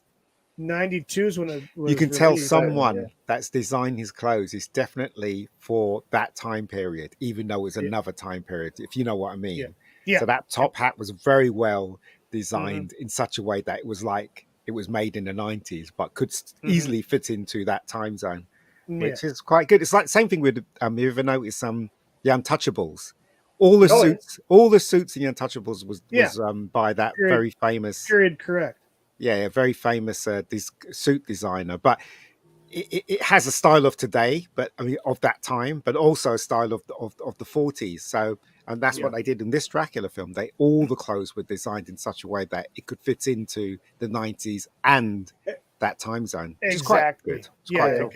Yeah. I enjoyed the special effects and things like that, and some of it. Of course, Anthony Hopkins, and now, of course, Nina and what was it, Lucy She gets the vamped. redhead, she gets around. Yeah. But Yeah. yeah, great. No. It was a good movie for its time. There's no question Yeah. about it. Keanu didn't say "whoa," did he, in it at No. all? He didn't do gun. He didn't Yeah, do his gun exactly, for right? either. No. Yeah. Yeah. I did kung fu. Whoa. So yeah. Yeah. All right. Oh god. Mel Brooks, 1995. Dracula Dead and that's... Loving It was a freaking great movie. Yeah, Yeah, it's campy and stuff. yeah. I think Mel Brooks lost his humor after things like the Robin Hood one, this one, Yeah. and Spaceballs. And I think after Yeah. that, he kind of really lost it. And his humor doesn't really translate very well today Yeah, with I think it today's was- kind of people. But for us, it does. It was probably after Spaceballs, because then he did the Robin Hood movie, and then he did this. Men in Tights. Yeah, that was good. I mean, these two Men in Tights and this, they were good. Spaceballs, if you want to consider as a classic Mel Brooks, is probably the last one. Yeah. And then the other two were good. They're okay, but it, like you said, kind of lost maybe some of his humorous, imagination. I don't know, but I like this movie because I like Leslie Nielsen. A lot of people remember him just as doing the Naked Gun movies and things like that, which were funny. Airplane, and he's playing the role so straight in Airplane. It's not even funny. Don't call me silly. The thing about Leslie Nielsen is that he's one of those actors that made it when he was at an age, right? And I don't want to say his age was, but with Leslie Nielsen, he was one of those lucky actors where people, ordinary people, would go to the cinema to see him. And also, when it comes to sales and the different territories, people would buy it because of him. So he was in a great position at the time when he was basically bowing out of life because of his age, but also he was very popular with the masses. So, you put him in this and Spy Hard and stuff like that, people are going to see it because they know he's funny. So, that's the it. thing, Yeah. I enjoyed this movie, and his, his portrayal was funny. I know he was trying to use a Hungarian accent. Yeah. And that was kind of funny because he was tripping over his tongue sometimes. But it's the bit where he comes out of the coffin, he rises up and he bangs his head up the chandelier. Yeah. Or he's out in the middle of the day, and then he starts to burn. I was having a day, mate. It's brilliant. I love it. It is a good film. Yeah. It was a good film, and it was enjoyable. I mean, he wore the tuxedo and the medallion and the cape and all that. Airplane is the film that made him famous. Yeah. I mean, if it wasn't for Airplane, it's really funny because you had a lot of big 50s and 40s stars in Airplane, but yet it was him that came out of that film more popular than the rest of them. Because remember, you had Robert Stack, you had the guy with Mission Impossible. Yeah, you had all these famous stars of the 50s. I think it was the 50s, the Peter 40s, Graves. and whatever. Yeah, and the 70s. But it was him. Out of everyone, it was him for some reason. Yeah, exactly. And it just, his acting, and he's a comedian anyway. He's not a comedic actor. No, he never was, but he's a jokester. And so that was evident on a lot of the talk shows I used to see him on, where he'd bring out that fart machine. Yeah, and but he with the host. He was in Columbo 3 times, one as a victim and 2 as just guest stars in Columbo. I mean, he did a lot of TV, did a lot of movies, and as I said, in his later life, that's when he became mega famous. Yeah, exactly. Yeah, and he became very popular at that time, and he was in the scary movies as well, wasn't he? He was, he played a priest, I think, in one of them or 2 of them. I don't know. I remember the last film he made. I think it was it Snow Day or something like that? Was a Canadian film, and even when he was in his I think it was his 70s, and he couldn't remember his lines, people would still want to hire him because his film sells around the world. So he was in a great position at the Yeah. time. So wow, take my hat off to him. Yeah, he was great. And that's one of the reasons why such a great actor, and that put his part in this little slideshow. Now I got a couple of notables here. There we go. And we've got Monster Squad. The gentleman Henry Pollock was on the left. He played Dracula in the Monster Squad 1987 movie, and he did a pretty good job. He was pretty evil in that movie. At least he portrayed Dracula that way. And then on the left, on the right, you have Lon Chaney Jr. playing not Dracula, but Count Alucard, which is Dracula backwards. I think it was in Alucard, right? Yeah, I think it was 1943. Supposedly, this is the son of Dracula or something like that. The movie was. He may have played Dracula more than one time, or that role. Yeah. But he's best known for the Wolfman for sure. Yeah, he is. Junior is definitely the Wolfman. But yeah, that Monster Squad movie was a fun movie. I remember watching that. Yeah, I've seen it. When it came out. And, they must have seen how Leslie Nielsen dressed and copied that style, because he just looks like he's wearing Leslie Nielsen's costume. I think it's the other way around. I think that because the Leslie Nielsen movie came out in '95. This was I see. Okay. I think Leslie Nielsen or Brooks copied this movie, in my opinion, because everything looks almost like the same. Yeah, very similar. Yeah.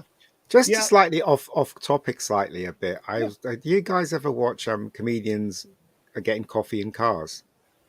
No. I've heard of it. I've never watched it. Right. So they were talking to this old comedian, and he's friends with Mel Brooks. And this was shot only about, I think, a year or so ago. And every Wednesday, Mel Brooks goes to his house, and they sit there and they have their meal and they watch an old movie.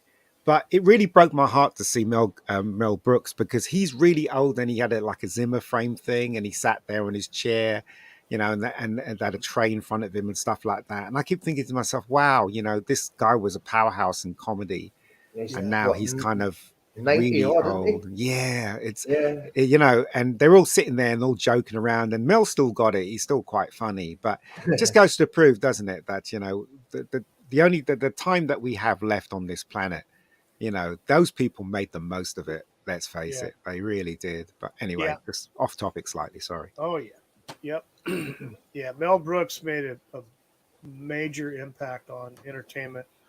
He did. Film and television too, because he was a writer on Get Smart. He was back then. He was one of the creators, I think, of Get Smart. Yeah. Oh, yeah. So, yep. So let's see here. Now, I had a couple others that I ran across of some Dracula impersonators. Let's see what you guys think of these two individuals. Well, somehow I don't think they're Dracula impersonators, but there you go. I'm Dracula, baby. Ooh.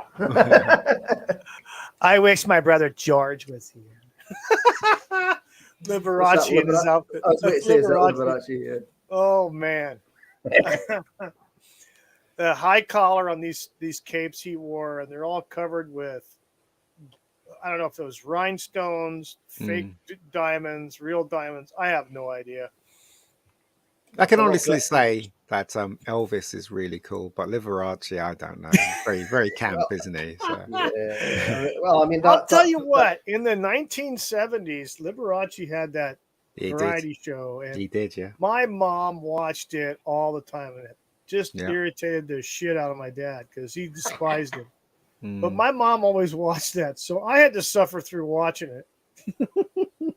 But it didn't matter what Elvis wore, though. He was always cool. It really. Elvis was cool all the time. Yeah. Oh, yeah. It didn't really matter. No. Well, he's the king, isn't he? So. He was. And he used to wear the capes, too. I mean, I've seen all kinds of pictures of him with these little short capes and the high collar thing and his Vegas axe, and with the big belt buckle and the whole 9 yards and the shirt all the way down to his belly button. And crazy. It does make you wonder what Elvis would be like if he was still alive today, what he'd be wearing, would he still be singing? Do you know what I mean? And stuff like that, doesn't it? You Makes you never know. wonder. Yeah, Well, it's a shame we never found out. Yeah. Because he did go too soon. He did, yeah. That's a shame. But yeah, he's definitely was a treasure and very cool. He was definitely, when you mentioned cool back then, you always envisioned, Elvis was cool, It clothes was. and the whole 9 yards. So, Yeah. With his own plane and everything like that, and so flying all over the place, getting his peanut butter and banana sandwiches fried. But also, let's not take anything away from Liberace as well. Liberace was an amazing piano player. He could sing, and people loved him. And the guy was, he was a very, very talented, very guarded man. I mean, you can't take anything away from him either. Extremely. Oh yeah, he's extremely talented and play the piano like it was attached to him like all his life. And so I've watched some of his stuff where he's played like these songs that are just classics from the masters, and it's just phenomenal. And sometimes he'd have accompaniment with the orchestra, and sometimes it was just him. So did you ever see that film where Michael Douglas played him and Matt Damon was his boyfriend in the film? You ever see that one? It was a TV film, but I missed that. It won an Emmy for I think Matt Damon won an Emmy, actually it might have been Michael Douglas won an Emmy for the performance. So it was pretty good actually. It was a TV film though, but it was quite good. You get a chance to catch it, Yeah. Well, I'd say that is that as far as that goes. So, you know what? I watched your movie, which one? Killing Zone. The Killing Zone. Oh, The Killing Zone, right? Gotcha. Yeah, I love the character Palmer. I love that actor. Palmer. Yeah. What do you want to know? How long did it take you to produce or film that movie? Okay, so so this is how it started. And I still am not part of it. I like to say I'm part of the film industry, but I'm not really. So there was a bunch of us that wanted to make a film. But obviously we're working class, as you guys would call it, blue collar, and we had no contacts in the industry whatsoever. So we decided we want to put an advert in a newspaper asking for money, because in those days there was no internet, you didn't have mobile phones, it's just landlines, whatever. Don't know if you guys remember that.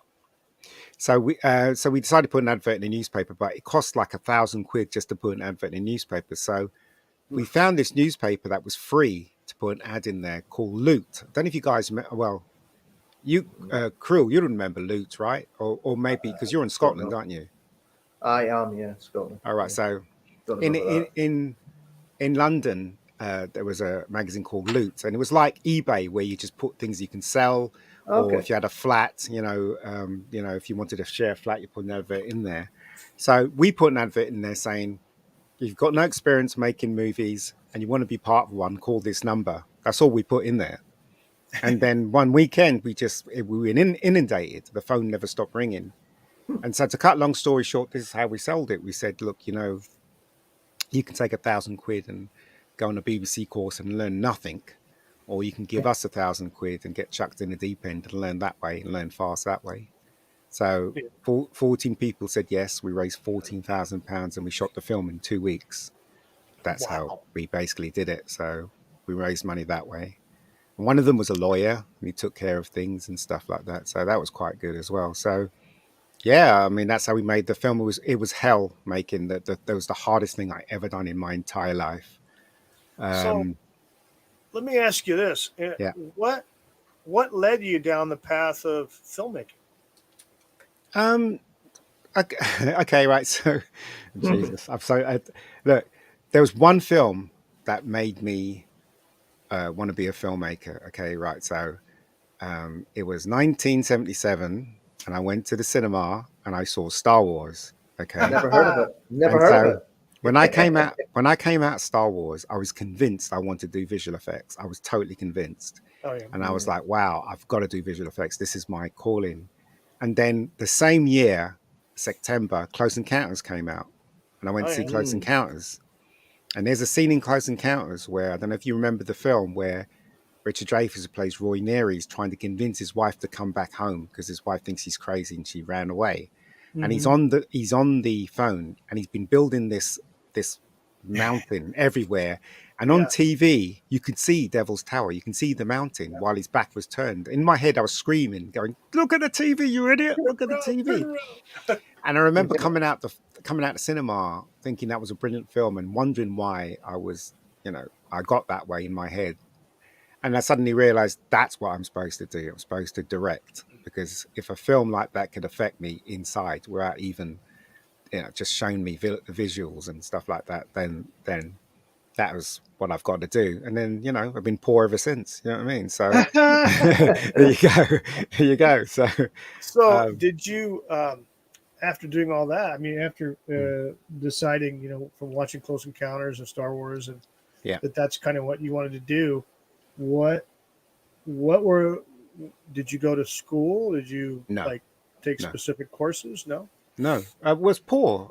I come from a very poor background. Okay. And I couldn't afford to go to film school. I tried to save up, but life has a way of sucking your money. And then I did one course because I was unemployed for 5 years. I did a course, photography and video course at the time. It was VHSs and video and stuff like that, because the government would set up a course if you're unemployed, and I did that. And then in the end, I ended up in a post-production company doing graphics. So I did graphics for Top of the Pops. I think Camp would know that, but you probably won't know it. And football and stuff like that. And I was making decent money. And then I kind of decided, because when you're making money, you kind of forget about your dream. And then one day I just woke up and said, you know what, this is not what I'm supposed to do. And then I quit my really good job. And then I was unemployed for 5 years. And within that 5 years, I made The Killing Zone. Okay. So I made The Killing Zone. And then after that, I was still unemployed. Our film got taken by a distributor. They paid us a good wage for it. And I've been working in the corporate section ever since and making my own stuff with the money that I make. I just got tired of being rejected loads of times. You know what it's like? You go and people say, "Oh, I'm really interested in your film. I'm really interested in your script." And you have all these meetings, but nobody has the guts to actually push it forward.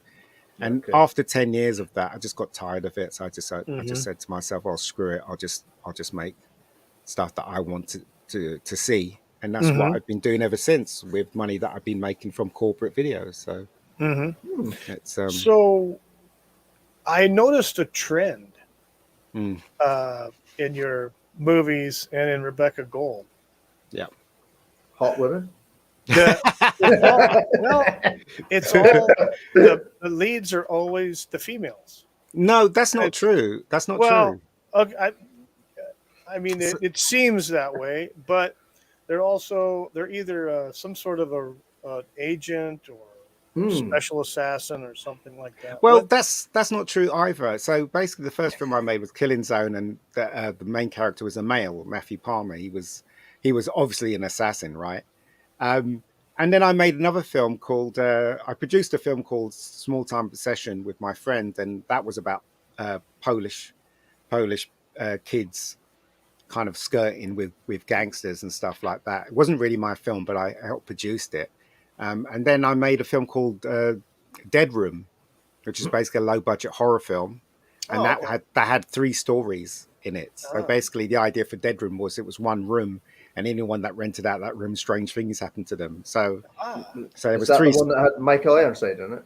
No, then after that film, because of that film, a Canadian producer saw it and he hired me to direct this film called Fallen Angels, and that starred Michael Ironside and Jeff Fahey.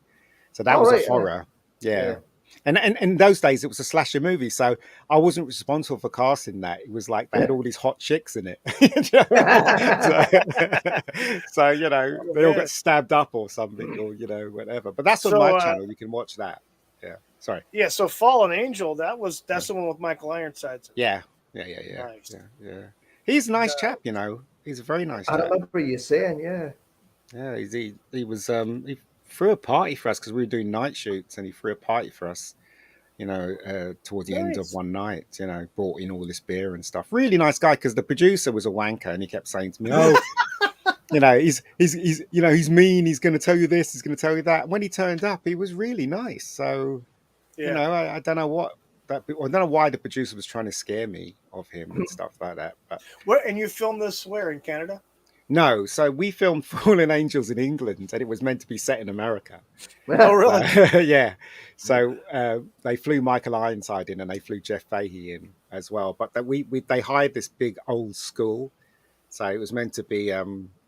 So the story is basically this teacher who was taking advantage of the students, girls obviously, because it was a girls' school, and he was giving them straight A's for sex, basically. And then one student didn't want to do it, and he tries to basically have his way with her and knocks over a candle, and then he gets burnt up in the fire, and then and other girls in the school gets killed as well. So years later, this documentary crew wants to do a documentary on it, so they try to get the main girl back in the documentary, and because she's running out of money, she says yes to it, and they get taken back to the school, where all kinds of strange things happen. so it's kind of a slasher low budget movie. It wasn't really that low budget, but it was, because in those days it was about horror films. It was slasher movies that were selling around the world and stuff. And right. And so I got hired to do that, and that was quite an experience and a half. So yeah, it was a lot of fun. It was a lot of fun.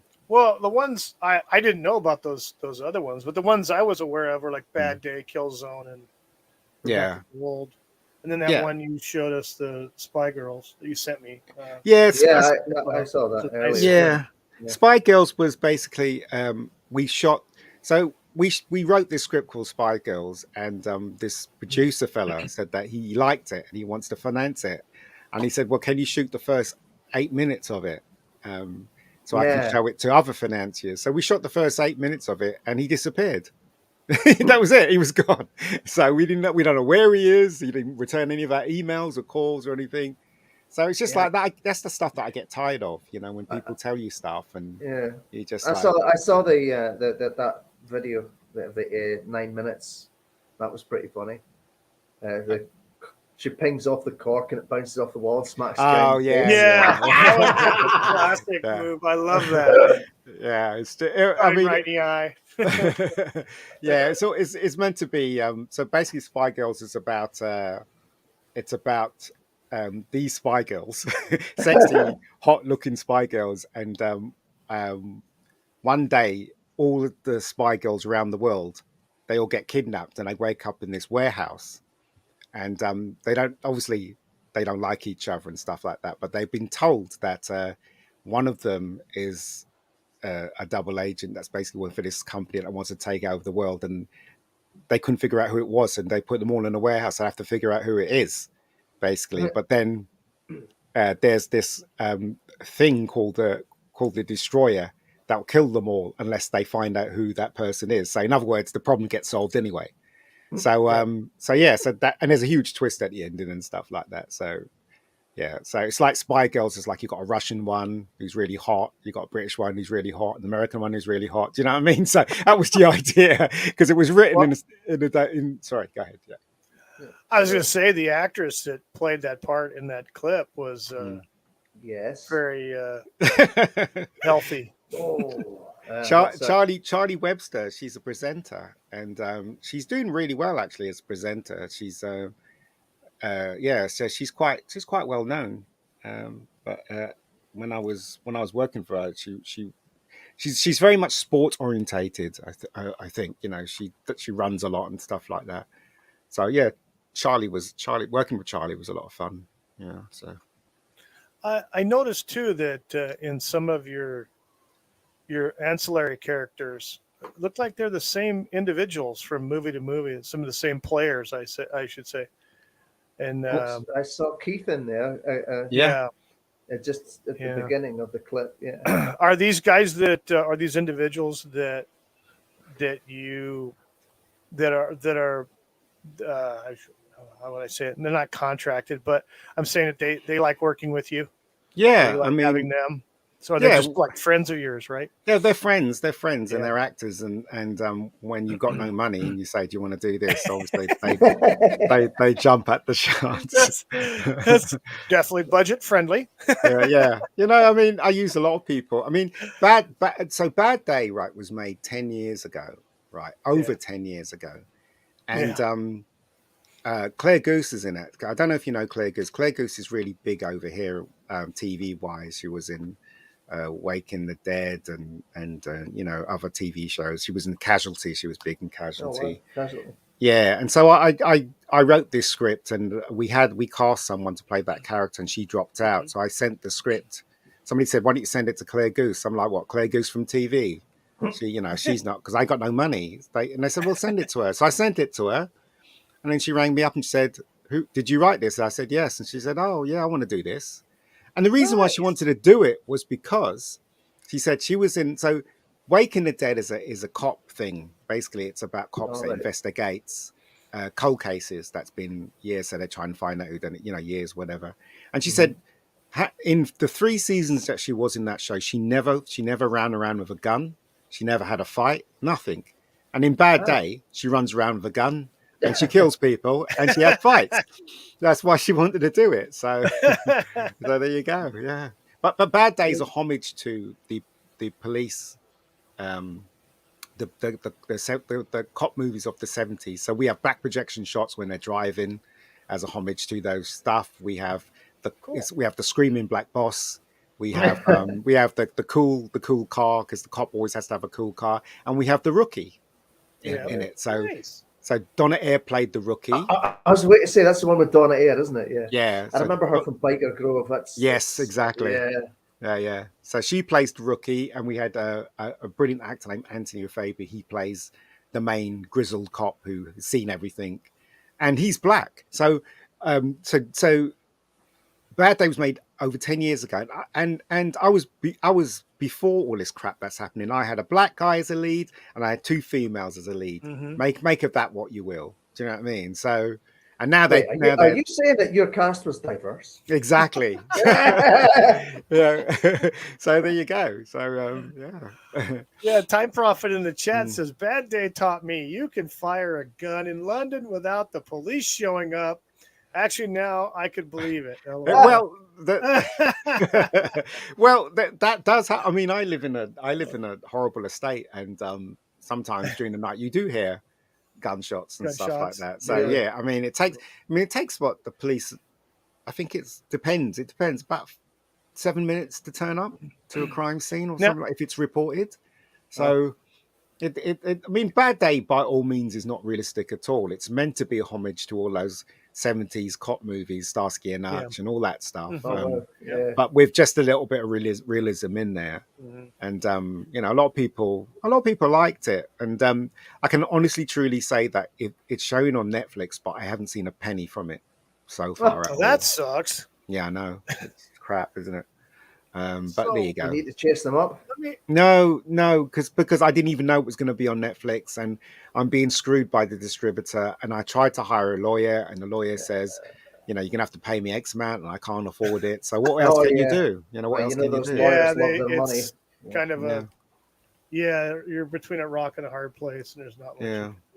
There's not. I mean, the thing is, I'm just grateful it's on there, and it's out, and people are able to watch it, and quite frankly, guys, I don't care anymore about being part of the industry anymore. I really don't give a shit now, because I've just when I was younger, I couldn't get into the BBC because of racism, right? And now I'm older, I can't get into the BBC because I'm not black enough. Make of that as you will. Do you know what I mean? It's ridiculous. Absolutely ridiculous. I know. I'm tired of it all. Nuts. Yeah. I do want to ask you one thing. You're filming, like, say, for instance, like Rebecca Gold, and I've seen a couple episodes. So, how do you, as a director, producer, writer, production company, film crew, how do you work around the firearms laws there in England? I know they're very extremely strict, Yeah, and the guns that you have, I'm assuming they're not just prop guns, are they? they're prop guns. So okay, so none of them have a firing pin, and none of them No, no, cage to not at protect. all. Okay. When we directed when I directed Killing Zone, which was made in '98, Yeah. right? The laws was lax. You can literally go out in the street and shoot something with somebody holding a gun. And also, if you look closely, there's a scene in it in Killing Zone where one of the main guys shoots two policemen, and in those days, we to actually have a gun that fires blanks, you have to have a firearms expert on set to supervise it. But because it was so low budget, what we did was my DOP rigged up something so he had a wire going from inside the guy's jacket straight to the gun, to the tip of the gun, and he had a little firework at the end of it. So the guy would just point the gun and he'd connect the two things, and the spark would come out of the gun. That's how we did it.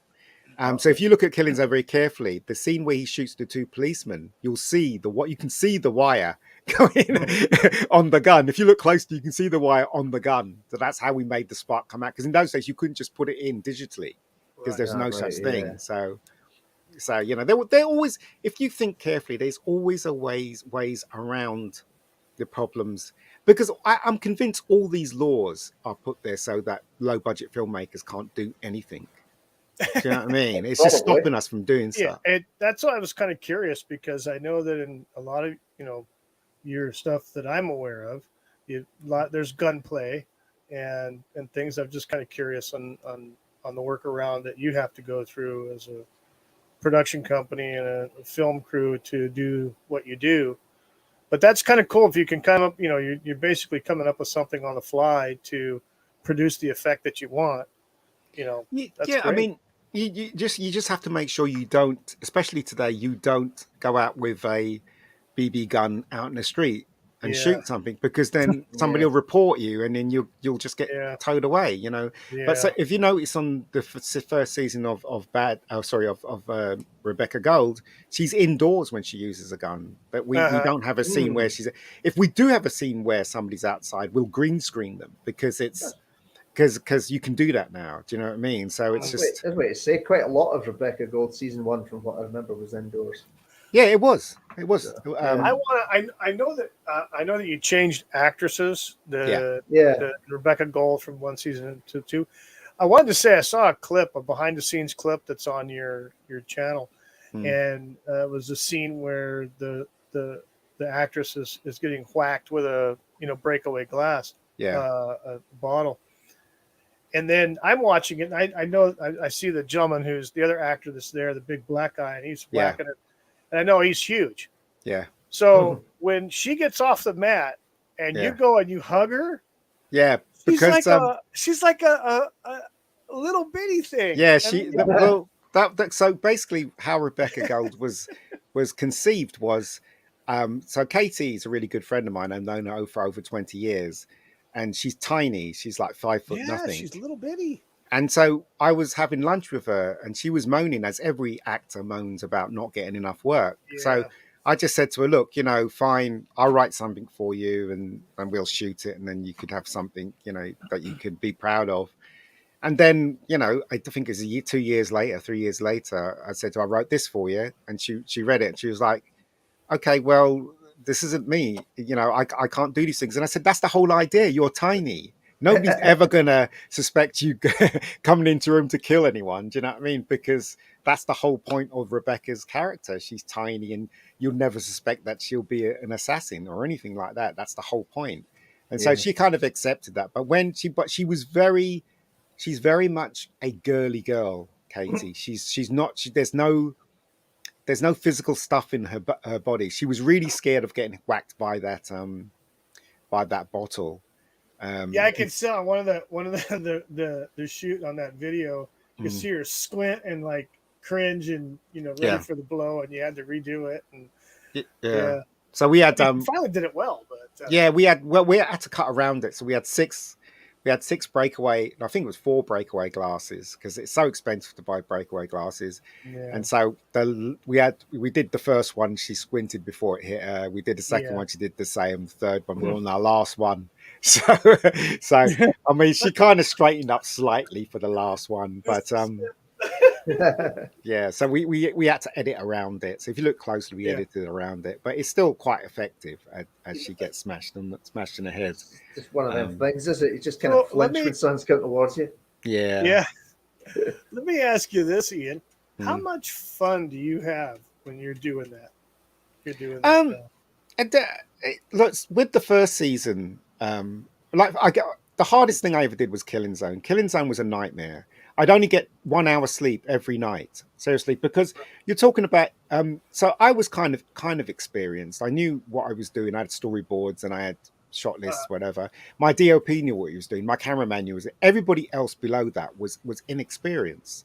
So you're driving an inexperienced crew, and I'm telling you, in those days, when you shoot on film, you had to get it right. It's not like you're shooting video and you can watch what you shot. Right. There's no way you could watch what you shot if you're shooting on 16 mil. So I don't know how much you know about film. When you shoot on film, when you go cut, basically you have to open up the lens and you have to look through the gate to see if there's any hair in the gate. If there's a hair in the gate, then you have to go again because there's no way you can get rid of the hair. It's actually on the film. So so you have to. So we were going 3 takes, and that was it. We couldn't go beyond 3 takes. So when you're going to go for a take, you have to make sure the actors knew their line. You have to make sure they knew where they were standing. You have to make sure the lighting was right. And it was a nightmare because it just took a lot of time. We had tracking shots as well. That takes a lot of time. It's just, do you know what I mean? So it's today when you're shooting on video, you can just shoot and then you can immediately see what you've shot. But in those days, if you shoot something, you have to basically take the film out. Then you have to put it into a black bag and zip it up so there's no light going in the bag. Then you have to shove your hands into the bag and take the film off the reel to put it in another thing. And then once it's in there, because you couldn't see what you're doing, your hands was in the black bag. You have to take out the black bag, put it in another bag, and then that bag goes to the chemical place, and it gets a bath, and it gets washed, and the film gets developed. And then that's the only time you can see what you've shot. So you're dealing with that. That's crazy. Yeah. So as I said, the Killing Zone was the hardest thing I ever did in my entire life. Shooting stuff. One day we were meant to finish at 6. We ended up finishing at 2:00 in the morning. Do you know what I mean? And it was just a nightmare. It was a nightmare. But at the end of the day, I learned so much. Made loads of friends. Didn't get any sleep, obviously. But it was an incredible experience that we were never going to get if we didn't take a chance. That's cool. Yeah. So Time Prophet in the chat asks if you still have the rights to the old movies. No, I don't. In fact,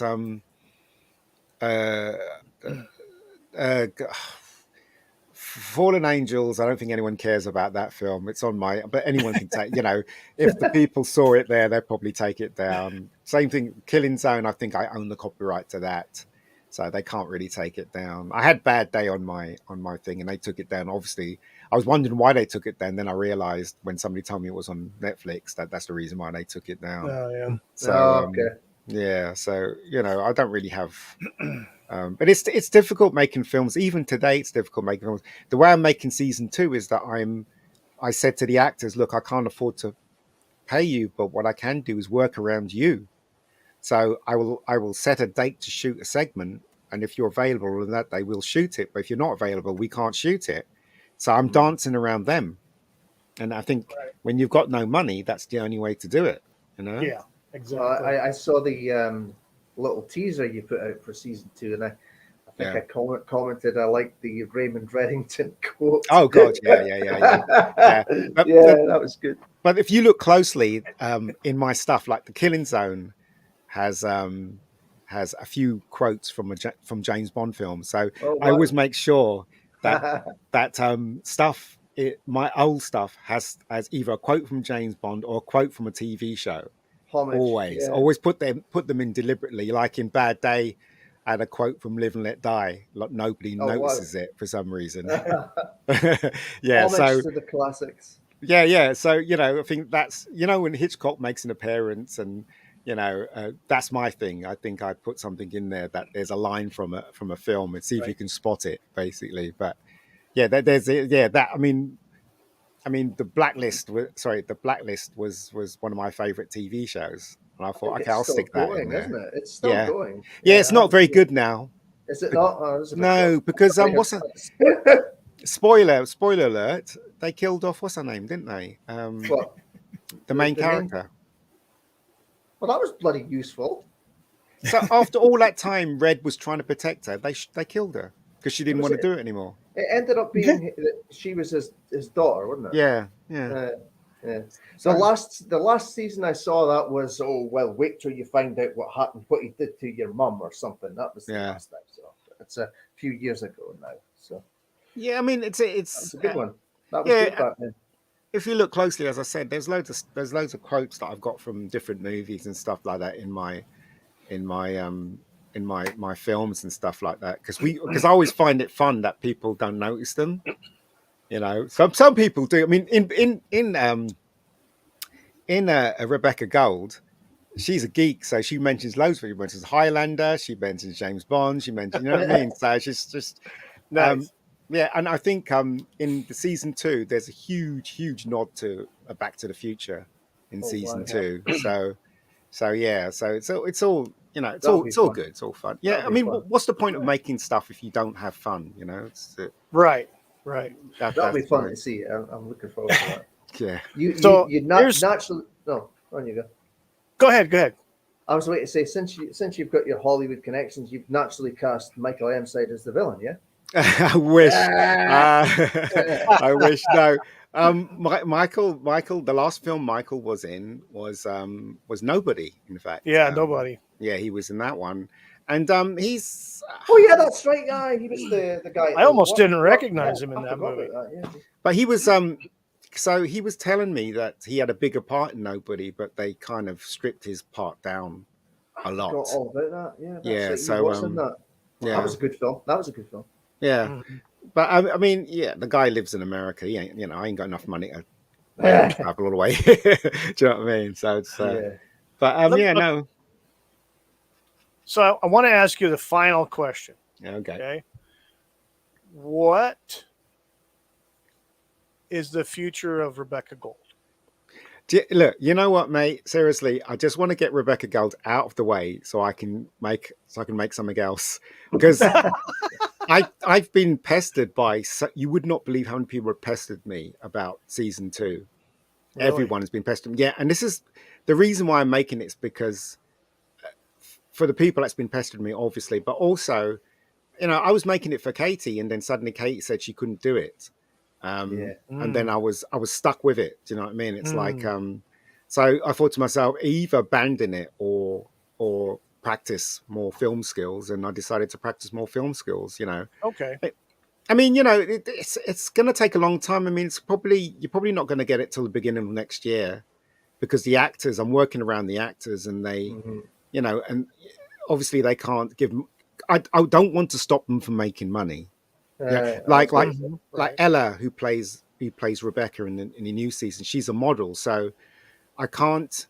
If she says she's got a job on that day, I don't think it's right for me to say, well, why don't you quit it? Well, you made a commitment to this, but because she needs to make money as well as I do, and also sometimes I have to cancel certain shoots because I'm working. Do you know what I mean? So it's just trying to get all my ducks in a row. Do you know what I mean? It's really hard making low budget films, but you know what? If you let that stop you from doing stuff, whether it be music or films or anything that you're really into, then you might as well just, curl up in your bed and not come out. If you know what I mean? Right.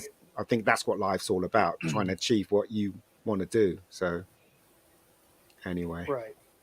So the final question from the peanut gallery from the Time Prophet is, Ian, have you ever appeared in any of your movies like Hitchcock? Nope. I do not want to either. I have no intention of doing that. You don't want to be like a Mel Brooks or Hitchcock. Nope. Like that. I think sometimes it's especially when actors become directors, they want to be in their own stuff, and I just think it's a bit, I don't know, it's a bit look at me sort of thing, isn't it? Really. So Well, like, I mean, I suppose Clint Eastwood's the only one that can maybe get away with it. Yeah, I mean, yeah, Clint Eastwood. Clint Eastwood he's a great. He's a great.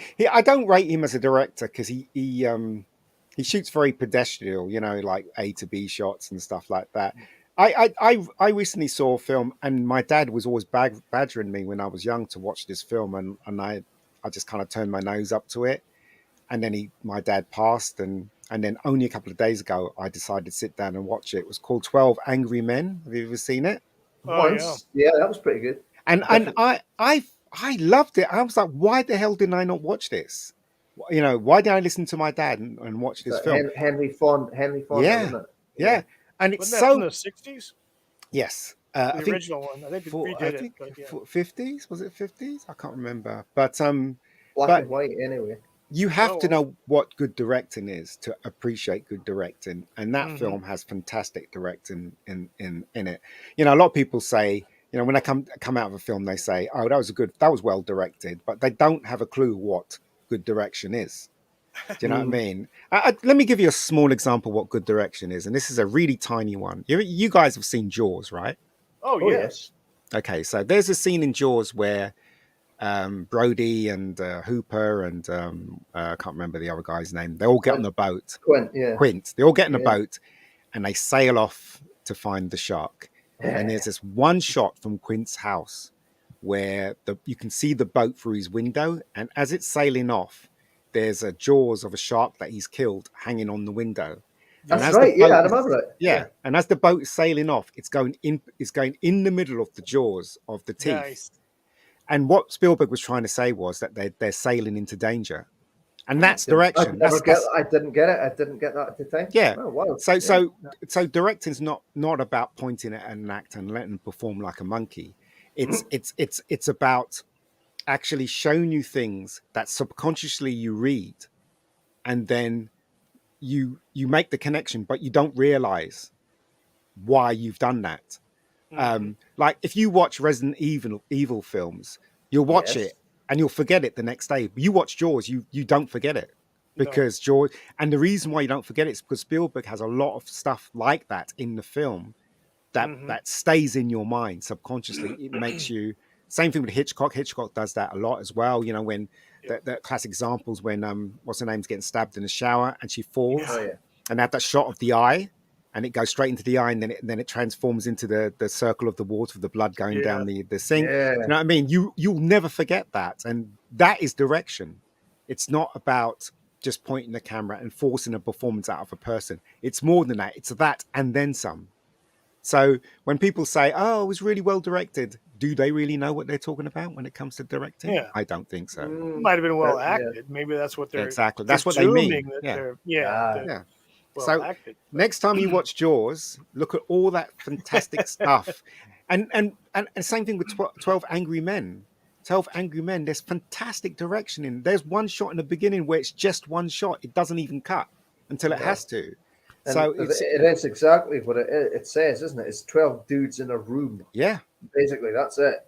Try to deliberate on the verdict of the court. And there's reasons why you have a close up to express a mood, to express something. But filmmakers today, they'll give you a close up because they can, but they don't they don't know an effective way of using a close up. Like in 12 Angry Men, remember the ending when the old guy was saying to him, the marks on the nose.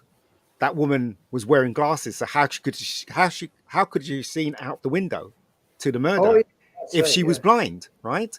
And they had that big close up of the guy that basically wanted the guilty verdict, and after that big close up, you can see in the guy's face that he was realizing that this guy's innocent. Do you know what I mean? And that close up was there to tell the audience that person was thinking that, and that is good direction. That's just small examples. It's a bigger thing. So, but anyway, and you didn't go to film school? No, I didn't. I learned all this by watching. Yeah, I learned on the job. Yeah, I came out Close Encounters wondering why I was moved, wondering why certain things he shot that didn't make any sense. Yep.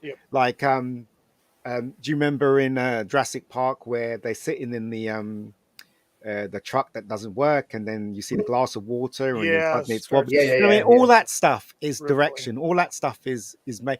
Temple of Doom has some wonderful moments in it, with the bugs and stuff, and and the diamond, trying to catch the diamond in the beginning where it's skidding all over the floor, and it's Spielberg directs wonderfully as far as I'm concerned. Sorry. Sorry, I just remember the diamond all over the floor. That was funny. Yeah, it's great, isn't it? I mean, there's a bit in Raiders of the Lost Ark when Marion's in the they captured Marion and they put her in the basket, and they're running around her in the basket, and he runs down the corridor and he turns around and he runs towards the screen, and it's a big close up of his eyes, and then we pull out and we realize there's loads of baskets and he has to find out which one she's on. That is direction. That is brilliant direction. That's Spielberg at his best. Yep. So now I've told you these things, you will not be able to unsee these things when you watch movies. You won't. So there you go. Cool.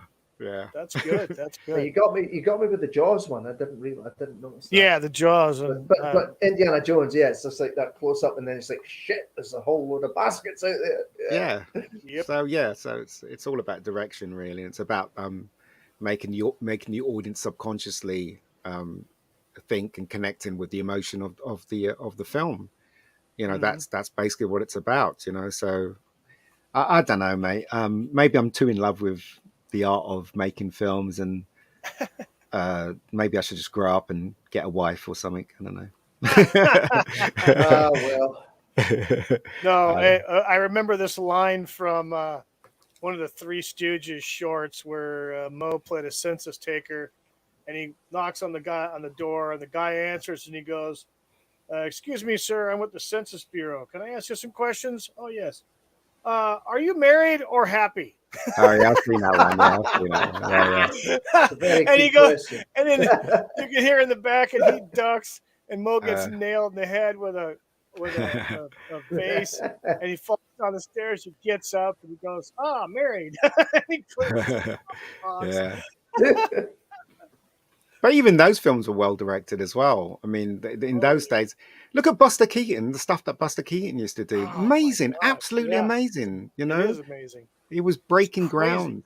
Yeah, I mean, those are the true filmmakers, and other filmmakers learn off them. Spielberg learns off Hitchcock. Hitchcock learned off the German impressions filmmakers.